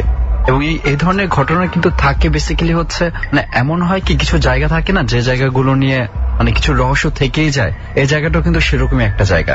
কারণ যে ছেলেটি আমাদেরকে ঘটনাটা বলেছিল যে এখানে থাকতো রক্ষণাবেক্ষণের জন্য, তো প্রায় এরকম খালি জায়গা যেখানে হচ্ছে আন্ডার কনস্ট্রাকশন বিল্ডিং করার প্ল্যান চলছে বা জিনিসপত্র এনে রাখা হয়েছে, ওখানে কিন্তু এরকম 2-1 পাহারাদার থাকেই। তো এখানে যে মূল ঘটনাটা, এখানের মূল ঘটনাটা হচ্ছে এরকম যে যেই লোকটা প্রথম দিকে থাকতো এখানে, মানে একটা খুব সিম্পল একটা বিষয় দিয়ে মানে তৈরি হয়েছে যেটা সবাই ইগনোর করবে। কারণ হচ্ছে আপনি তো যখন ঘুমাতে যান অনেকেই তো অনেক ধরনের স্বপ্ন দেখেন। সব স্বপ্ন কি আপনি সব সময় মনে নিয়ে বসে থাকেন? নিশ্চয়ই না। কিন্তু এই লোকটার ক্ষেত্রে যেটা ঘটেছিল, উনি যেদিন এখানে থেকে থাকা শুরু করেছে ঠিক 2-1 দিন পর থেকে একটা স্বপ্ন দেখে। স্বপ্নটা হচ্ছে এরকম যে ঠিক আমরা এখন যেখানে রয়েছি না, এবং যে জায়গাটা আপনাদেরকে ইন্ডিকেট করেছি ওই জায়গাটাতে একটা কবরস্থান আছে। এবং হ্যাঁ ঠিক আছে, দেখেছে, একদিন স্বপ্ন দেখতেই পারে। তারপরেও উনি স্বপ্ন দেখেছে, ওকে ইগনোর করা যায়, মানে হয়তো এটা মাথায় আসেনি। কিন্তু যখন দিনের পর দিন কন্টিনিউয়াস উনি প্রতিদিন এই স্বপ্নটা দেখে যাচ্ছে ঠিক একটা জায়গায়, মানে ঠিক একটা নির্দিষ্ট জায়গায় উনি প্রতিদিন রাতের বেলা স্বপ্ন দেখছে যে এখানে একটা কবরস্থান আছে, স্পষ্ট দেখতে পাচ্ছে। এবং সেই কবরস্থানেই তাকে মনে হচ্ছে যে ঘুমের মধ্য থেকে তাকে আকর্ষণ করছে ওইদিকে। তো দিনের বেলা সে যথারীতি ঘুম থেকে উঠে ওই জায়গাটাতে যায়, দেখে, খুব খুঁটিয়ে খুঁটিয়ে ভালো করে দেখে যে কবরের কোনো চিহ্ন মাত্র নেই, বালি দিয়ে ঢাকা, আর বাড়ির পাশাপাশি হচ্ছে কিছু জিনিসপত্র রাখা আছে, ইটের বস্তা দেখা যাচ্ছে। তো সবকিছু মিলিয়ে খুঁজে পাওয়ার কথাও না, কিন্তু তার মাথায় থেকে যায় যে এখানে তো একটা কবর থাকতে পারে। এবং সবচেয়ে ভয়ঙ্কর ঘটনা যেটা ঘটে, একটা পর্যায়ে উনি যখন ইগনোর করা শুরু করে, কিন্তু ইগনোর করে বেশি দিন থাকতে পারেনি। এই জিনিসটা এত ফ্রিকোয়েন্টলি ঘটে, একটা পর্যায়ে উনি প্রতিদিনই নাকি স্বপ্ন দেখতো, ঘুমাতে গেলেই স্বপ্ন দেখতো যে এখানে একটা কবর আছে, যে কবরটা তাকে অদৃশ্য ভাবে তার মনে হচ্ছে যে তাকে আকর্ষণ করছে, তাকে ওই জায়গাতে নিয়ে যাচ্ছে। ইভেন এমনও নাকি হয়েছে একদিন ঘুমের ঘোরে সে এইখানকার কাছাকাছি চলে এসেছিল, এবং তার সাথে যেই লোকটা থাকতো সে হঠাৎ করে তার সামহাও ঘুম ভেঙে গেছে, এবং ঘুম ভেঙে যখন গেছে সে দেখছে যে রাতের বেলা সে এই দিকে হেঁটে আসতেছে, এবং পেছন থেকে তাকে যখন ডাকা হচ্ছে তখন তার কোনো সেন্স নেই, সে হেঁটেই যাচ্ছে একভাবে। তখন তার পাশের লোকটার মানে সন্দেহ হলো যে এরকম ভাবে আসলে মানে এত রাতের বেলা খুব আস্তে করে ডাক দিলেই শুনতে পারার কথা, এত জোরে জোরে ডাকছে তারপরে শুনছে না কেন। তখন সে টর্চ নিয়ে মানে তার এখানে আসে, এবং কাছাকাছি এসে যখন তাকে ধরে তখন হঠাৎ করে সে মানে পড়ে যায়, এবং পড়ে গিয়ে তার ব্যথা পায়, একটা হাতের মধ্যে মনে হয় ব্যথা পেয়ে যায় পড়ে যাওয়ার, এবং তখন কিন্তু তার হাত পা কাঁপাকাঁপি শুরু হয়ে যায়। মানে বিষয়টা হচ্ছে এরকম যে সে নিজেও কিন্তু ভয় পেয়ে যায় যে অ্যাকচুয়ালি কি হয়েছে বুঝতে পারছে না, এমন টাইপের অবস্থা। রাইট। এবং তখনই মানে হঠাৎ করে সে মানে ঘুম থেকে মনে হয় জেগে উঠে যে আমি এখানে কেন, এই ধরনের একটা ফিলিংস চলে আসে। তো তার পরবর্তীতে এই ধরনের ঘটনা বেশ কয়েকবার ঘটে, এবং একটা পর্যায়ে যেটা যায় যে লোকটা খুব অস্বস্তিতে পড়ে যায়, যে এমন হয়েছে যে সে দিনের বেলা বসে আছে, তার হঠাৎ করে মনে হচ্ছে যে ওইখানে একটা কবরস্থান আছে। দিনের বেলাতেই মনে হয় সে ইলিউশনের মধ্যে দেখতে শুরু করেছে যে ওইখানে একটা কবরস্থান আছে। তো বারবার স্বপ্ন দেখার পর, বারবার এই ধরনের ঘটনা ঘটার পর ওই লোকটা একটু কিউরিয়াস হয়ে যায়, এবং একটু দূরে যে বাড়িগুলো দেখা যাচ্ছে, একটু দূরে না বেশ ভালো দূরে দেখা যাচ্ছে, বেশি দূরে হলেও কিন্তু তারা এই জায়গাটা সম্পর্কে কেউ না কেউ কিছু না কিছু জানে। তো পরে এক মুরব্বীর কাছ থেকে জানতে পারে ওই লোকটা যে এখানে একটা লোকের কবর দেওয়া হয়েছিল, সেটা অনেক আগে, তখন এই জায়গায় একদমই ক্ষেত ছিল, তো তার জায়গার উপরে তাকে কবর দেওয়া হয়। পরে তো এখন জায়গা মানে একটা রেভুলেশনের মতো হয়ে গেছে, একদম বালিটারি সবকিছু ফেলে দেওয়া হয়েছে। তারপরে কোনো এক কারণে হয়তোবা মানে যে লোকটা স্বপ্ন দেখছে তার ধারণা যে সে সেই কবরটাকে দেখতে পায়, যে কবরটা মানে যাকে কবর দেওয়া হয়েছিল। সো এরপরে আসলে ঘটনাটা হচ্ছে কি, এরপরে একটা পর্যায়ে এরকম অবস্থায় চলে যায়, সে আস্তে আস্তে অসুস্থ হয়ে যেতে থাকে। এই জিনিসটা তার মধ্যে মানে খুব ভয় ঢুকে যায়। তো একটা পর্যায়ে উনি নাকি এখানকার চাকরি ছেড়েই চলে যায়, এবং তার সাথে যে লোকটা ছিল কিছুদিন পরে সেও চলে যায়। সে আসলে কেন চলে গেছে এটা আমরা এখনো পর্যন্ত জানতে পারিনি। আর আমরা বলেছিলাম যে বর্তমানে যে এখানকার দায়িত্বে রয়েছে তার সাথে কথা বলার জন্য, তাকে আমরা মানে অনুরোধ করেছিলাম যে এই এক্সপিরিয়েন্সটা আমরা তার কাছেই শুনতে চাই, কিন্তু সে আমরা যথেষ্ট অভয় দিয়েছিলাম তাকে যে তার সমস্ত পরিচয় সমস্ত কিছু গোপন করা হবে। সামহাও কোনো একটা কারণে সে বলতে রাজি হয়নি। সো আমাদেরই আসলে দুর্ভাগ্য যে আমরা তার মুখ থেকে শুনতে পারলাম না, থেকে ঘটনাটা শুনতে পারিনি, যেটা শুনতে পারলে হয়তো খুব ভালো হতো। তো যাই হোক, এটা হয়তো খুব বড় কোনো একটা ঘটনা না অনেকের কাছেই, বাট আমাদের কাছে মনে হয়েছে যে ইন্টারেস্টিং একটা ঘটনা। সো আমরা যেতে পারি, কারণ আমরা কিন্তু এখনো জানি না যে কনস্ট্রাকশনটা তৈরি হওয়ার অপেক্ষায় আছে। কে জানে যে সেই কনস্ট্রাকশনেও পরবর্তীতে কেউ কোনো কিছু দেখতে পায় কিনা, কারণ আমরা তো এরকম ঘটনা অনেক পেয়েছি। সেটাই। তো যাই হোক, এই ছিল এখানকার ঘটনা, যে জন্য আজকে এত দূরে আপনাদেরকে এখানে নিয়ে এসেছি। এবং আপনাদেরকে আরো একবার সবাইকে আমি ধন্যবাদ জানাতে চাই ডর টিমের পক্ষ থেকে, যে আপনারা আমাদের এই জার্নিতে এসে আপনাদের ঘটনাগুলো শেয়ার করেছেন। সো আজকের মতো আমরা ডরের জার্নিটা এখানেই শেষ করতে চাই, এবং আমরা আবারও সবাইকে কথা দিতে চাই ডর টিম আরো এক ঝাঁক অতিথি নিয়ে আপনাদের সাথে কোনো একটা হন্টেড প্লেস থেকে যোগ দিবে। ডর মানে ভয়। হন্টেড বাই প্রাণ মিস্টার ম্যাঙ্গো ক্যান্ডি।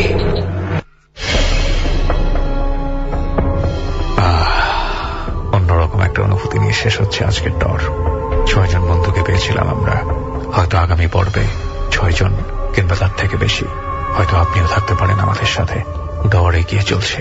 ডর মানে ভয়, আর সেই ভয়টি 6 জন থেকে সহস্রাধিক জনে আমরা ছড়িয়ে দেই। বিজ্ঞান দিয়ে উত্তর খুঁজলে আমরা আপনাকে মানা করব না, কারণ আপনি যদি পুরোপুরি বৈজ্ঞানিক একজন মানুষ হয়ে থাকেন, এই অনুষ্ঠানটি আপনার জন্য নয়। যারা ভয়ের স্বাদ পেতে ভালোবাসেন তাদের জন্যই ডর।